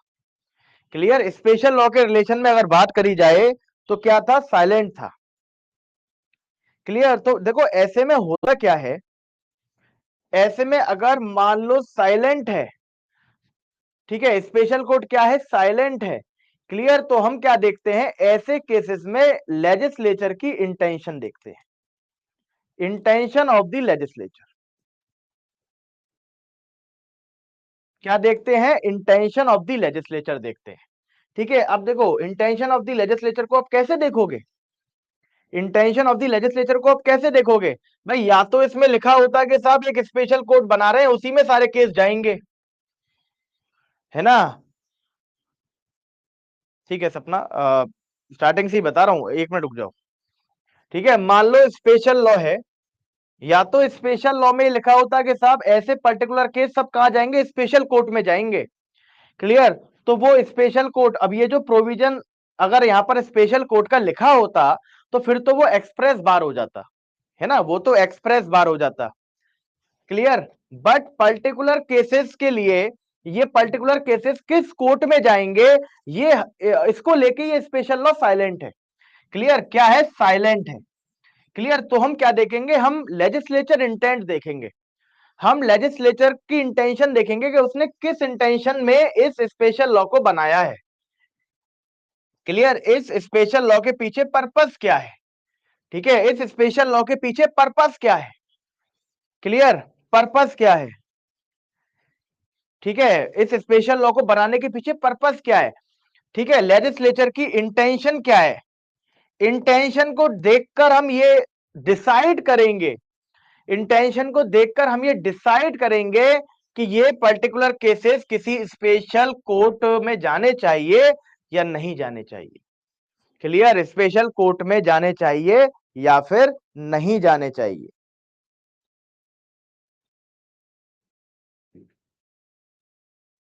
क्लियर? मान लो इंटेंशन है, अगर इस स्पेशल लॉ बनाने के पीछे इंटेंशन है कि साहब हमको क्या चाहिए, ये लॉ है, इसमें फास्टेस्ट रेमेडी चाहिए, फास्टेस्ट रेमेडी, तो जाहिर सी बात है कि हमें फास्ट ट्रैक कोर्ट अलग से इसके लिए बनाना पड़ेगा। उसमें लिखा हुआ है कि साहब हमें इसमें फास्टेस्ट रेमेडी चाहिए, ये सारे जितने भी केसेस होंगे, ये केसेस में ट्रायल 15 दिन में हो जाना चाहिए, इन इन केसेस में ट्रायल 30 दिन में हो जाना चाहिए। हमें इसमें क्या चाहिए, फास्टेस्ट रेमेडी चाहिए, है ना, सबसे तेज उपचार चाहिए इस केस में। तो जाहिर सी बात है कि ओरिजिनल सिविल कोर्ट की जुरिस्डिक्शन को इसने रेस्ट्रिक्ट कर दिया फास्टेस्ट रेमेडी लिख के। अगर उसने ये लिख दिया है, अगर उसने ये केवल स्पेशल कोर्ट को मेंशन नहीं करा, बट ये लिख दिया कि साहब जो भी ये केस होंगे इनका निपटारा 15 दिन में किया जाना चाहिए, तो जाहिर सी बात है कि फास्टेस्ट रेमेडी मांग रहे हैं। क्लियर। तो हम ऐसे में क्या कर सकते हैं, केवल इस स्पेशल लॉ के लिए क्या बना सकते हैं, फास्ट ट्रैक कोर्ट बना सकते हैं। क्लियर के साहब, ये जो फास्ट ट्रैक कोर्ट है ये पर्टिकुलर केसेस केवल इसी में जाएंगे। क्लियर, यानी कि इन पर्टिकुलर केसेस के लिए ऑर्डिनरी सिविल कोर्ट की जो क्या होगी, जुरिस्डिक्शन होगी, वो रेस्ट्रिक्ट हो जाएगी। क्लियर, मतलब इन पर्टिकुलर केसेस के लिए अगर कोई फास्ट ट्रैक, मतलब सॉरी, इन पर्टिकुलर केसेस के लिए जो ऑर्डिनरी सिविल कोर्ट्स होंगे, ठीक है, उनकी जो जुरिस्डिक्शन होगी वो रेस्ट्रिक्ट हो जाएगी। ठीक है, ऑर्डिनरी सिविल कोर्ट अब इन केसेस को ट्राई नहीं कर पाएंगे। क्यों? क्योंकि लेजिस्लेचर ने कहा है कि 15 दिन में रेमेडी दो। 15 दिन में रेमेडी देने के लिए हमने इसके लिए फास्ट ट्रैक कोर्ट बना दिया। क्लियर, तो अब सारे केस ही किस में जाएंगे, फास्ट ट्रैक कोर्ट में जाएंगे। देखो, अब यहाँ पे स्पेशल कोर्ट को लेके ये एक्ट साइलेंट था, यहां पर स्पेशल कोर्ट को लेके ये एक्ट साइलेंट था, फिर भी हमने क्या किया, इन पर्टिकुलर केसेस को पर्टिकुलर कोर्ट में भेज दिया। तो कभी कभी एक्ट क्या होगा, कभी कभी एक्ट साइलेंट होगा, एक्ट नहीं बताएगा कि हमें स्पेशल कोर्ट बनाना ही बनाना है, बट उस एक्ट को बनाने के पीछे जो इंटेंशन है लेजिस्लेचर की, उस इंटेंशन से हमें ये पता करना पड़ेगा कि ये ऑर्डिनरी सिविल कोर्ट में ट्राई होना चाहिए या किसी अलग से कोर्ट बना के ट्राई होना चाहिए। Is this clear to all of you? बताइए, इतना क्लियर आप सब लोगों को?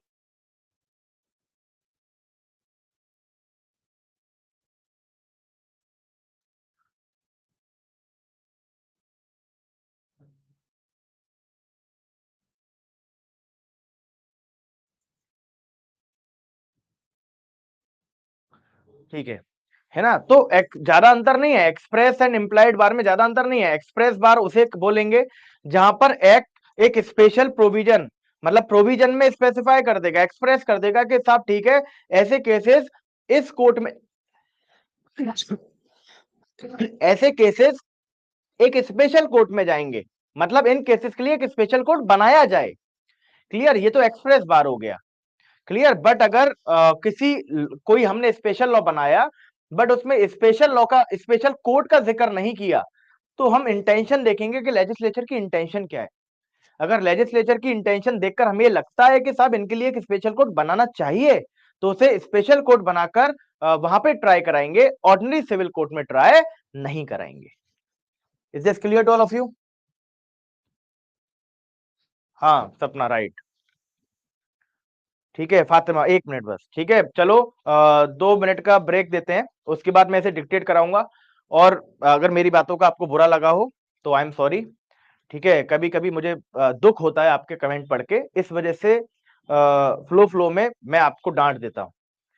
ठीक है, और स्पेशली लव और मनीषा, आप प्लीज बुरा ना मानिएगा, है ना? तो मैं सबके क्वेश्चन का आंसर देने की कोशिश करता हूं, बट कभी कभी आपके मैसेज देख के मुझे दुख होता है, जिसके कारण मैं फ्लो फ्लो में आपको डांट देता हूं।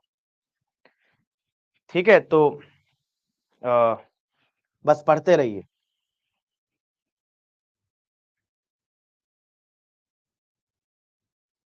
हाँ दिव्यांश, यहाँ पे इंटेंट, लेजिस्लेचर की इंटेंट देखी जाएगी पहले।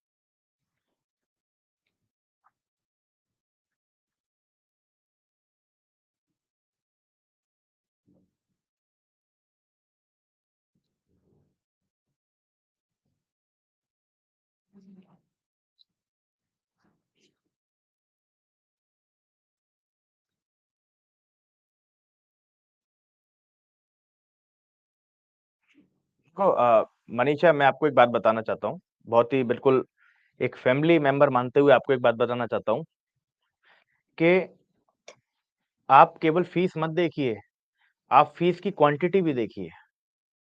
समझ रहे हैं? अगर आप फीस की ही बात कर रहे हैं, तो मैं फीस पे भी आपको बता दूं कि आप केवल फीस मत देखिए, फीस की क्वांटिटी भी देखिए। ठीक है, आप 10 गुना दे दोगे ना, 10 गुना देके, मतलब जिन कोचिंग्स में यहाँ से 10 गुना ज्यादा फीस है ना, उससे भी अच्छा मैं आपको दे रहा हूँ लाके। आप कंपेयर कर लेना जाके, मैं तो खुला कहता हूँ, आप कंपेयर कर लो जाके। क्लियर, कंपेयर कर लो। और जितना आपका यहाँ पर हम लोग डाउट सॉल्व कर रहे हैं ना, वहां नहीं करे जा रहे। तो बात केवल फीस की नहीं होती, बात ये भी आप देखिए कि आपको आपको 2.5-3 लाख रुपया नहीं देना पड़ा है, आपको कितना मिनिमम अमाउंट देना पड़ा है, कितना मिनिमम अमाउंट, क्लियर। और मैं बिल्कुल आपको ये बोल सकता हूँ कि आप जाके करो अपने आप को कंपेयर, आप किसी से कम नहीं बैठोगे, क्लियर, आप किसी से कम नहीं बैठोगे, आप जाके देखो। तो it's not only about the fees, ठीक है, बट फीस की आप क्वांटिटी भी देखिए, है ना, तो वो सारी चीजें आप देखिए, तब आप कमेंट में बोलिए, समझ रही हैं मनीषा यादव? ठीक है, मैं जानता हूँ फीस आप सबने भी दी है।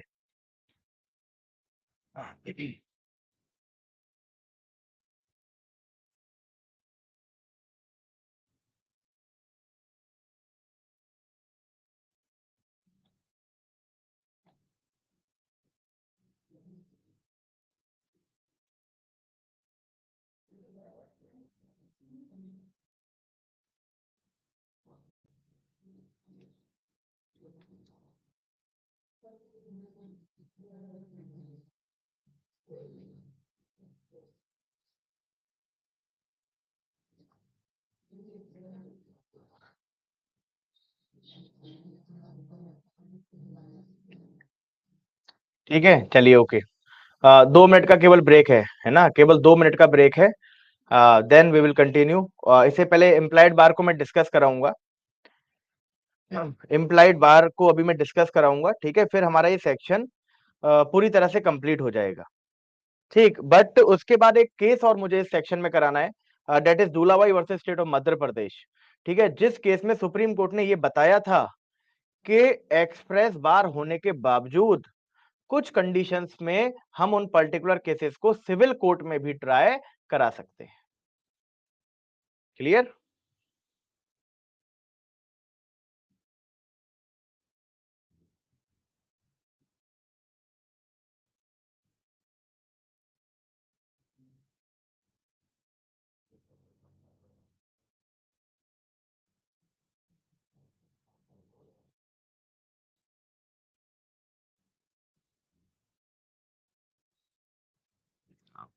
कोई बात नहीं दीपक, ये चीजें भी जरूरी होती हैं पढ़ाई के साथ साथ, ठीक है, ये चीजें धीरे धीरे आप सीखोगे।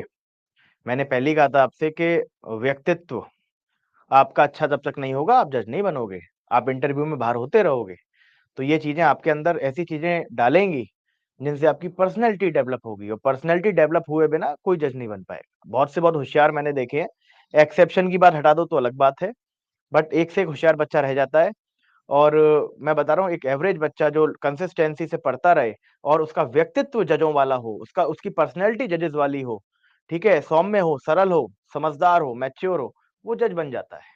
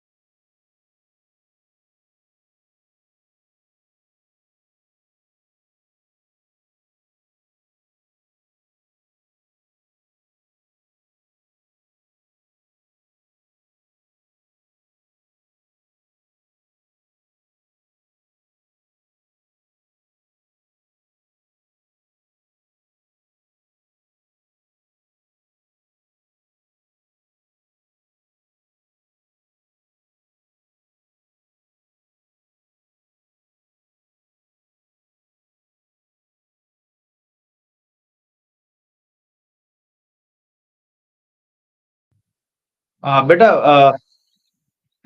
अब्दुल्ला खलीक, बेटा डाउनलोड के बारे में आप मेंटर से पूछो, मतलब क्यों नहीं हो रहा है ना, तो वो आपको अच्छा गाइड कर पाएंगे, मैनेजमेंट आपको अच्छा गाइड कर पाएगा, क्योंकि एप्लीकेशन में क्या दिक्कत है ये मतलब मैं नहीं बता सकता। ठीक है, एप्लीकेशन में क्या दिक्कत है ये मैं नहीं बता सकता। ठीक, आपको मैनेजमेंट को बात करनी पड़ेगी, डाउनलोड से रिलेटेड प्रॉब्लम है तो। ठीक है, इम्प्लाइड बार में लिख लो एक paragraph, please right one para about implied bar.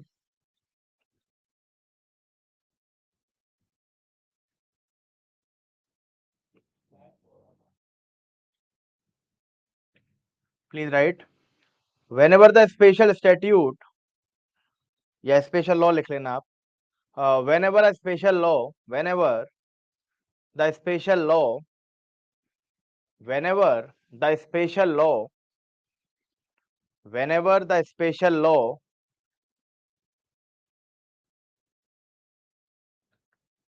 which creates a special court is silent, which creates a special court is silent, which creates a special court is silent about the exclusive jurisdiction, about the exclusive jurisdiction, about the exclusive jurisdiction of that special court, is silent about the exclusive jurisdiction of that special court,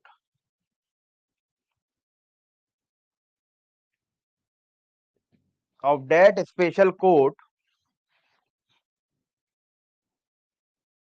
of that special court, then the intention of the legislature, then the intention of the legislature, then the intention of the legislature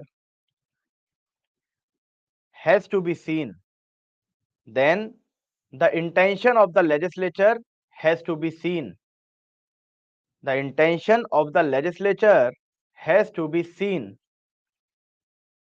in the light of the purpose, in the light, in the light of the purpose of law, in the light of the purpose of law.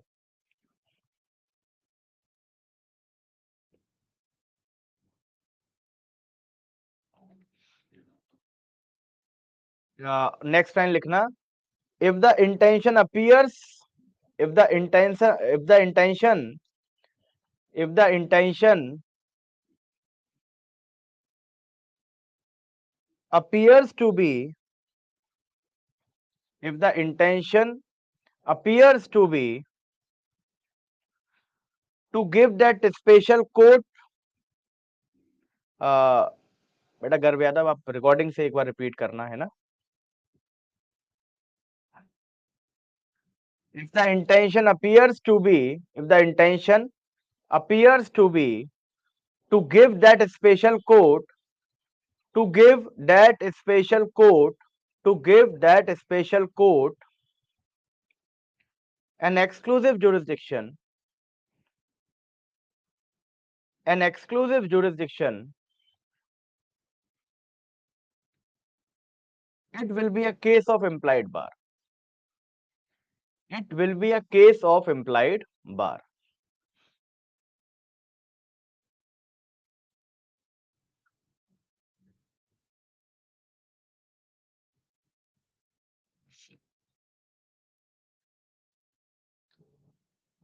Clear, इतना clear आपको?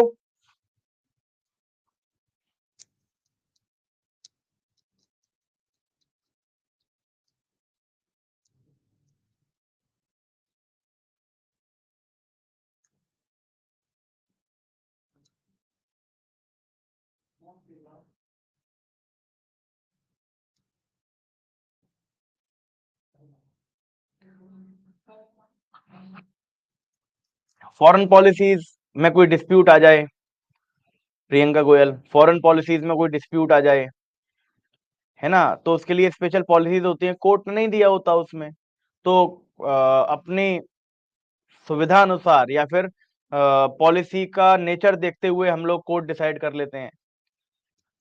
ठीक है, कोई matter ऐसा आ जाए विच मतलब जिसमें political question हो, प्योरली पॉलिटिकल क्वेश्चन हो।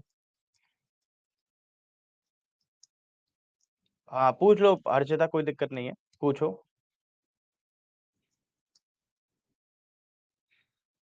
ठीक है, पूछिए।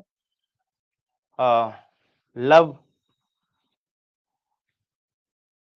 आप भी पूछ सकते हैं क्वेश्चन।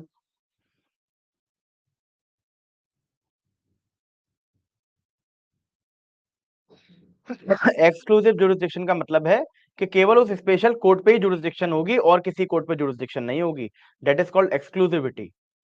एंड नहीं हुआ अभी, क्लास एंड नहीं हुआ अभी, बट मैं पहले क्वेश्चन ले रहा हूँ, उसके बाद एक और चीज कराऊंगा। बेटा रवि यादव, एक बार आप बात करो मैनेजमेंट से कि आपको जो है नहीं मिल रहे अगर बीएनएसएस के recorded. Express bar is direct bar, हाँ कह सकते हो, इनडायरेक्ट, डायरेक्ट इनडायरेक्ट भी नाम देकर बोल सकते हो।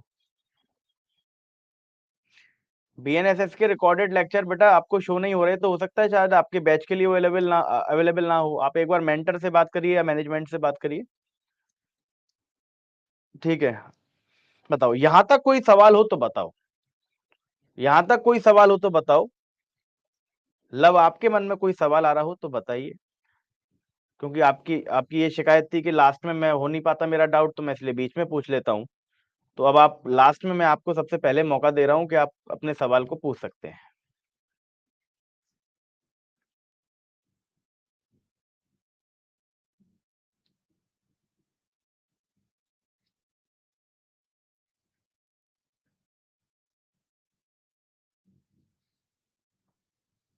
लिमिटेशन का बार एक्सप्रेस में आएगा।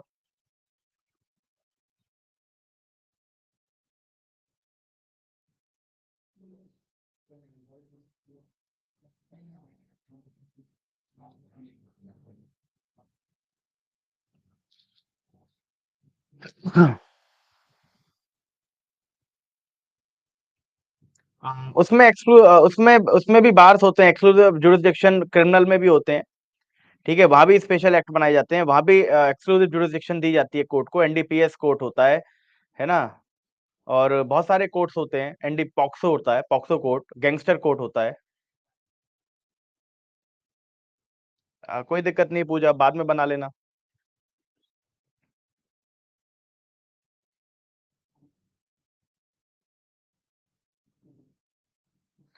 इम्प्लाइड का एग्जाम्पल मनोज प्रकाश अभी दिया ना, कोई मतलब फॉरेन पॉलिसी से रिलेटेड कोई मैटर है, डिप्लोमेटिक रिलेशन से रिलेटेड कोई मैटर है, कोई प्योरली पॉलिटिकल क्वेश्चन है।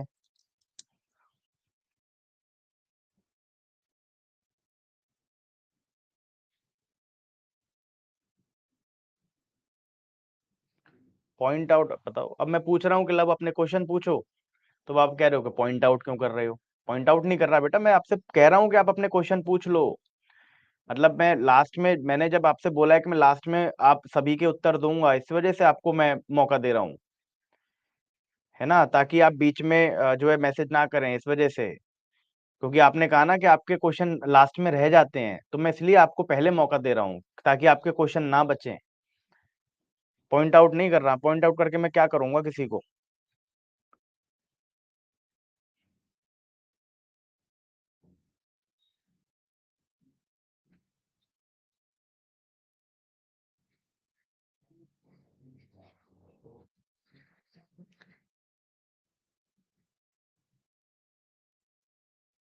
फर्रुख, नहीं अच्छी बात है, डाउट नहीं आ रहा तो बेटा इसमें टेंशन की बात नहीं है, तो बहुत बढ़िया बात है।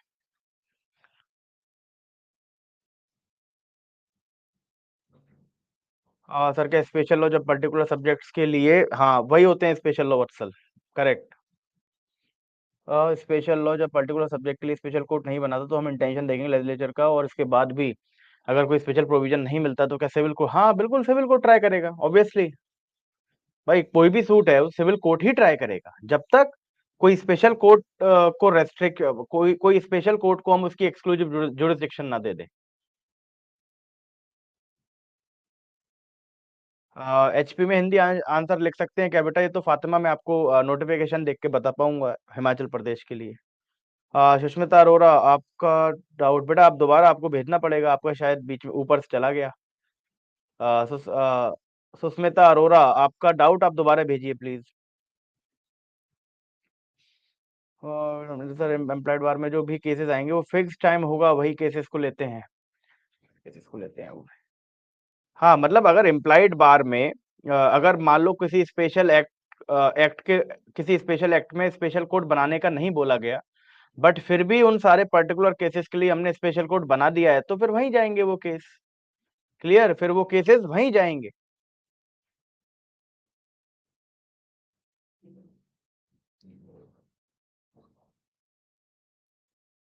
कमर्शियल कोर्ट्स में अगर स्पेशल कोर्ट मेंशन नहीं है, है ना, बट ऐसा होता नहीं है। जो कंपनी लॉ ट्रिब्यूनल होता है ना, कंपनी लॉ ट्रिब्यूनल, तो कमर्शियल कोर्ट्स तो ऑलरेडी स्पेशल कोर्ट है। तो कंपनी लॉ जब आप पढ़ोगे तो उसमें लिखा हुआ है कि कंपनी लॉ ट्रिब्यूनल जो है एक एस्टेब्लिश किया जाएगा, तो यहाँ पे वो एक्सप्रेस बार के उसमें आ जाता है। सुष्मिता अरोड़ा।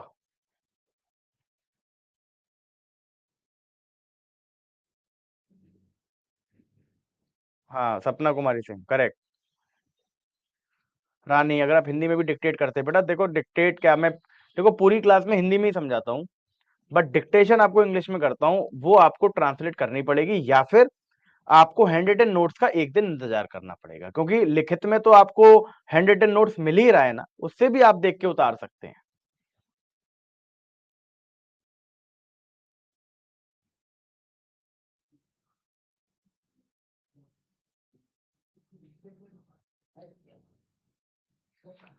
इम्प्लाइड का स्कोप, देखो स्कोप तो ज्यादा होना चाहिए इम्प्लाइड का, क्योंकि एक्सप्रेस में तो एक्सप्रेसली लिखा हुआ है, केवल उतना ही क्या कर सकते हैं हम, केवल उन्हीं उन्हीं चीजों को क्या कर सकते हैं, इम्प्लीमेंट करा सकते हैं जो लिखा हुआ है, बट जो लिखा हुआ नहीं है तो उसको कैसे भी इंटरप्रेट करो। तो जो लिखा हुआ नहीं है, जो इम्प्लाइड चीज का स्कोप हमेशा ज्यादा रहेगा, ध्यान रखना। बेटा एचपी में हिंदी में लिख सकते नहीं लिख सकते, मैं आपको पूछ के बताऊंगा, अभी तो मुझे नहीं पता।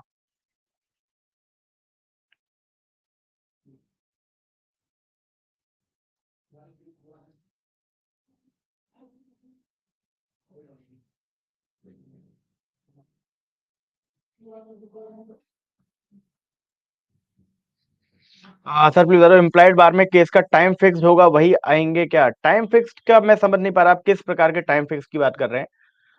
क्या आप लिमिटेशन की बात कर रहे हैं? तो लिमिटेशन तो उनपे भी लगेगा। ठीक है, लिमिटेशन तो उनपे भी लगेगा। अगर मान लो कोई टाइम फिक्स किया हुआ है कि साहब ये एक पर्टिकुलर केस है, पर्टिकुलर केस इस स्पेशल कोर्ट में ही जाएगा, बट इसमें जो पीरियड ऑफ लिमिटेशन है वो 1 साल है, तो 1 साल अगर वो निकल गया है तो उस पर एक्सप्रेस बार लग जाएगा लिमिटेशन का।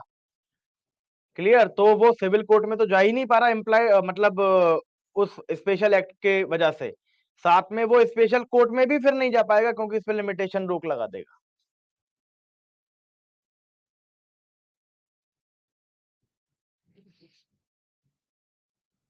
आंचल विमल, यही मैं सोचता हूँ जो तुम सोच रही हो, है ना, यही मैं सोच रहा हूँ, क्योंकि पर्सनैलिटी चेंज किए बिना कोई कुछ नहीं हो सकता।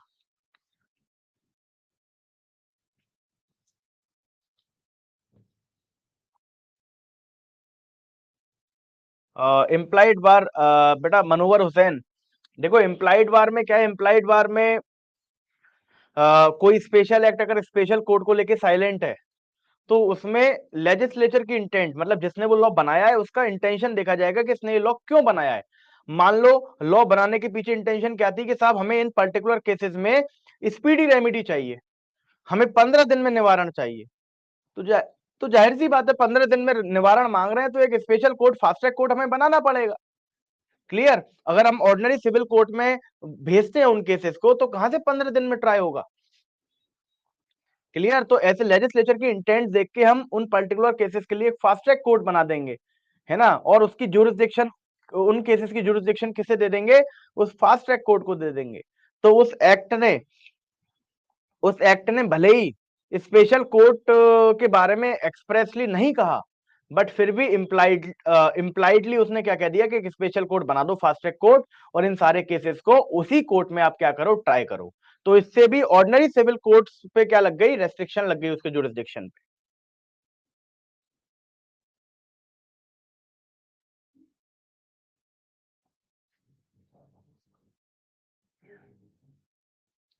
नाइमा नजीम पूछिए, पूछ सकते हैं, आप पूछ सकते हैं, कोई क्वेश्चन ही इतने सारे हो गए तो क्वेश्चन ही इसलिए मैं ले रहा हूँ। नईमा नजीम पूछ सकते हो। केस लॉ बेटा कराऊंगा, अभी पहले समझाऊंगा ना, केस लॉ समझाना पड़ेगा, है ना, वो छोटा कॉन्सेप्ट नहीं है, केस लॉ समझाना पड़ेगा। जल्दबाजी नहीं करता मैं किसी चीज में समझाने के, ये स्टार्टिंग के टॉपिक्स चल रहे हैं, इनमें बिल्कुल जल्दबाजी नहीं होगी, मैं बता रहा हूँ आपको। तो पहले समझाऊंगा फिर केस लॉ लिखवाऊंगा, दूल्हा भाई। कमर्शियल कोर्स देखो, कौन कमर्शियल कोर्स बहुत सारे होते हैं सुष्मिता अरोरा, है ना। तो उसमें हमें देखना पड़ेगा कि जो हमें क्या देखना पड़ेगा, हमें वो कमर्शियल लॉ देखना पड़ेगा, वो स्पेशल लॉ देखना पड़ेगा। क्लियर, अगर उसमें स्पेशल कोर्ट के लिए मेंशन है तो वो एक्सप्रेस बार में आएगा। अगर स्पेशल कोर्ट उसमें मेंशन नहीं है, फिर भी हमने उसके लिए क्या बना रखा है, ट्रिब्यूनल बनाया हुआ है या फिर कोई कोर्ट बनाया हुआ है, तो वो इम्प्लाइड बार में आएगा।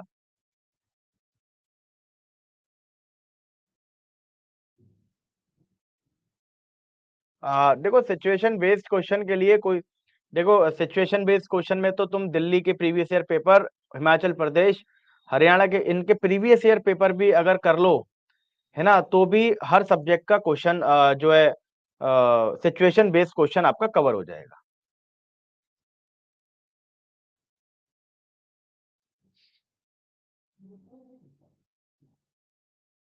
ठीक है, थैंक यू तनीषा।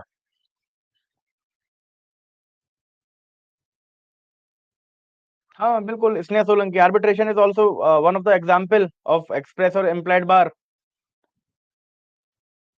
मेंस के आंसर राइटिंग केवल क्लास नोट्स प्रेफर करिए आप, क्लास नोट्स और बेरेक्ट भी प्रेफर कर दोगे तो भी मेंस का आंसर बन जाएगा पूरा।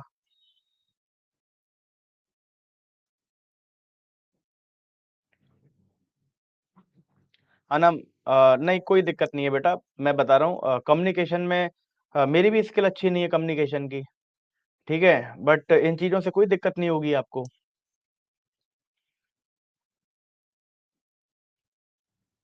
ठीक है, थैंक यू फातिमा।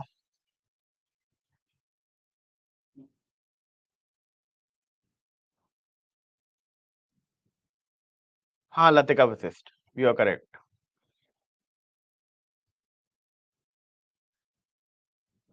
प्रीति कुमारी, बेटा क्लास नोट्स और बेरेक्ट करो पहले, किताब मतलब किताब की जरूरत भी नहीं पड़ेगी आपको, केवल क्वेश्चन देखो कि लास्ट ईयर क्या क्वेश्चंस आए, उसके हिसाब से क्लास नोट्स और केवल बेरेक्ट भी अगर आपने पढ़ के लिख दिया तो भी बहुत अच्छा हो जाएगा। निक,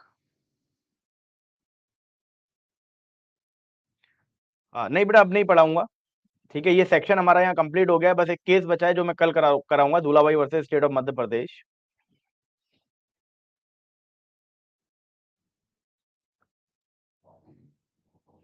नईमा नाजिम, आप टेलीग्राम पे मैसेज कर दीजिएगा, मैं आपको भेज दूंगा कांटेक्ट, आप मुझसे पूछ लीजिएगा।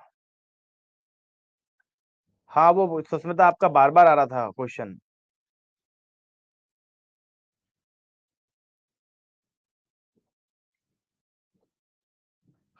देखो बहुत रंजन रानी सागर, बहुत सारे क्या होते हैं, बहुत सारे क्राइटेरिया होते हैं जुरिस्डिक्शन तय करने के, है ना। तो ये क्वेश्चन का आंसर आपको आपके माइंड में तब जाके आएगा जब आप जुरिस्डिक्शन पढ़ लोगे और एटलीस्ट पिक्यूनरी पढ़ लोगे।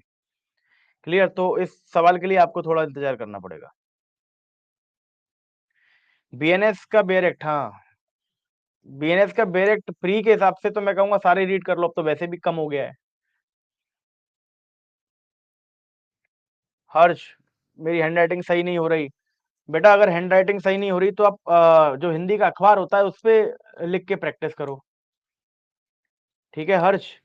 अगर आपकी हैंडराइटिंग सही नहीं हो रही तो जो हिंदी का अखबार आता है उस पे डॉट से लिख के प्रैक्टिस करो, ठीक है, तो शब्द अच्छे बनने लगेंगे उस पे। लगातार प्रैक्टिस करते रहो तो शब्दों को अच्छा बनाने की आदत पड़ जाएगी, क्योंकि वो कागज क्या होता है, वो कागज एब्जॉर्ब करता है, आपका हाथ रुक के चलेगा, फिसलेगा नहीं। जब आप अखबार के कागज पे लिखते हो तो आपका हाथ रुक के चलेगा। क्लियर? तो इंग्लिश अखबार मत लेना, उसका कागज तो बिल्कुल कॉपी की तरह होता है, चिकना, है ना? हिंदी का अखबार लेना जिसका कागज थोड़ा-सा रफ होता है। उस पर लिख के प्रैक्टिस करो तो 1 महीने पे असर आएगा।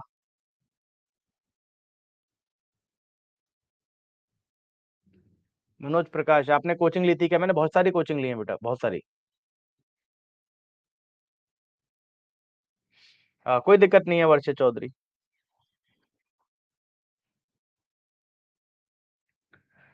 हिमांशी बिष्ट, कोई दिक्कत नहीं है बेटा, अभी केवल क्लास क्लास का करते रहो। देखो क्लास में जो आप 2 घंटे में पढ़ रहे हो वो 15 मिनट में रिवाइज हो जाना चाहिए। तो बस उसे 15 मिनट में रिवाइज कर लो और कुछ भी करने की आवश्यकता नहीं है। अगर आपका कॉलेज चल रहा है तो आप क्लास भी कर पा रहे हो, ये भी मोर देन इनफ है। बेटा फातिमा, ऐसा मैंने सुना है कि हिंदी में लिखने से नंबर कम आते हैं, बट जज वो भी बनते हैं। कोई मतलब मैंने बहुत सारे एग्जाम्पल्स मेरी आंखों के सामने रहते हैं जो हिंदी मीडियम से भी जज बने हैं। तो ऐसा नहीं है कि आप जज नहीं बनोगे हिंदी में लिखोगे तो। मतलब अगर सपना कुमारी सिंह, अगर इंटेंशन लेजिस्लेचर की इंटेंशन से ये अपीयर होता है कि हम उस स्पेशल कोर्ट को क्या देना चाह रहे हैं, उन पर्टिकुलर केसेस की जुरिस्डिक्शन देना चाह रहे हैं, तो फिर वो इम्प्लाइड बार में आ जाएगा। क्योंकि अगर हमने उस स्पेशल कोर्ट को क्या कर दिया, वो जुरिस्डिक्शन दे दी उन पर्टिकुलर केसेस की, तो सिविल कोर्ट में तो वो केस नहीं जाएंगे। तो सिविल कोर्ट के लिए वो इम्प्लाइड बार का काम करेगा। ठीक है सपना? स्ट्रेटेजी के बारे में आप टेलीग्राम पे मैसेज कर देना, मैं देखूंगा संडे में या कोई छुट्टी वाला दिन मिलेगा तो।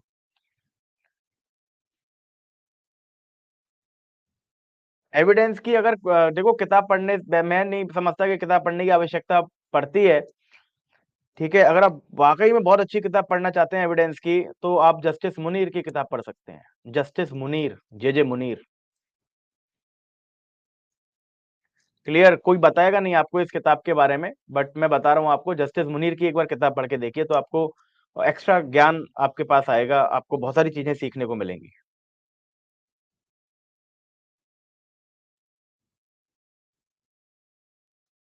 ठीक है, thank you Preeti Kumari.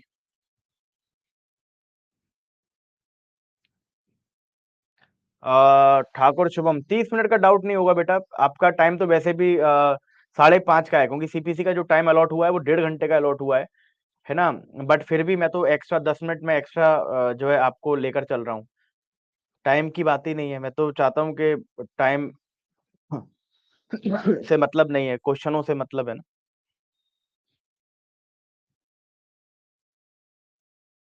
Preparation की जर्नी बेटा अभी तो टाइम नहीं है, बताऊंगा कभी। यूट्यूब पे बताऊंगा, पेड क्लास में तो नहीं बताऊंगा, यूट्यूब पे बताऊंगा। पेड क्लास में तो फिर लोगों को लगेगा कि टाइम वेस्ट हो रहा है। एक एक करके सब्जेक्ट क्लियर करो, दो दो करके भी कर सकते हो नामिका सिंह, दो भी इनफ रहते हैं।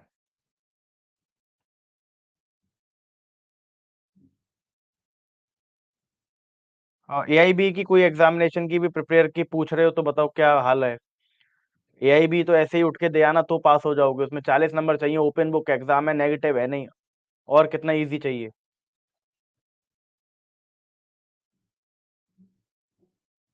हाँ प्रद्युम्न, प्रद्युम्न, मैं कल दिल्ली गया था दिखाने।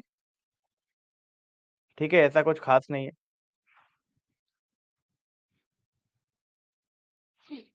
हाँ लिख सकते हो बेटा, एस केस 2000 लिख सकते हो, साहिल कुंद्रा। बीएसए मैंने अभी पढ़ा ही नहीं अंकिता।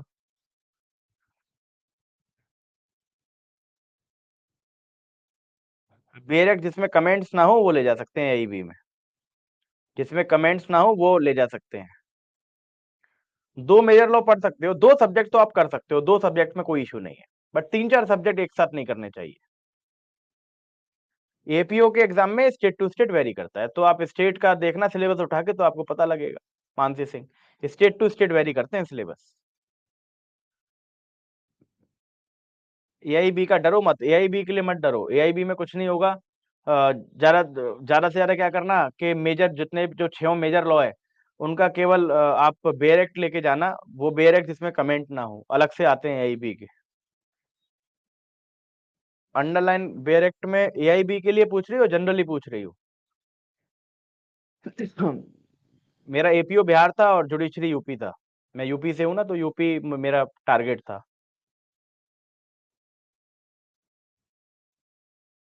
एआईबी में हाँ अंडरलाइन कर सकते हो, अंडरलाइन की चिंता नहीं है, बट कमेंट्स नहीं होने चाहिए, कुछ लिखा हुआ नहीं होना चाहिए और कमेंट्स नहीं होने चाहिए जो प्रिंटेड होते हैं, बाकी अंडरलाइन आप कर सकते हो।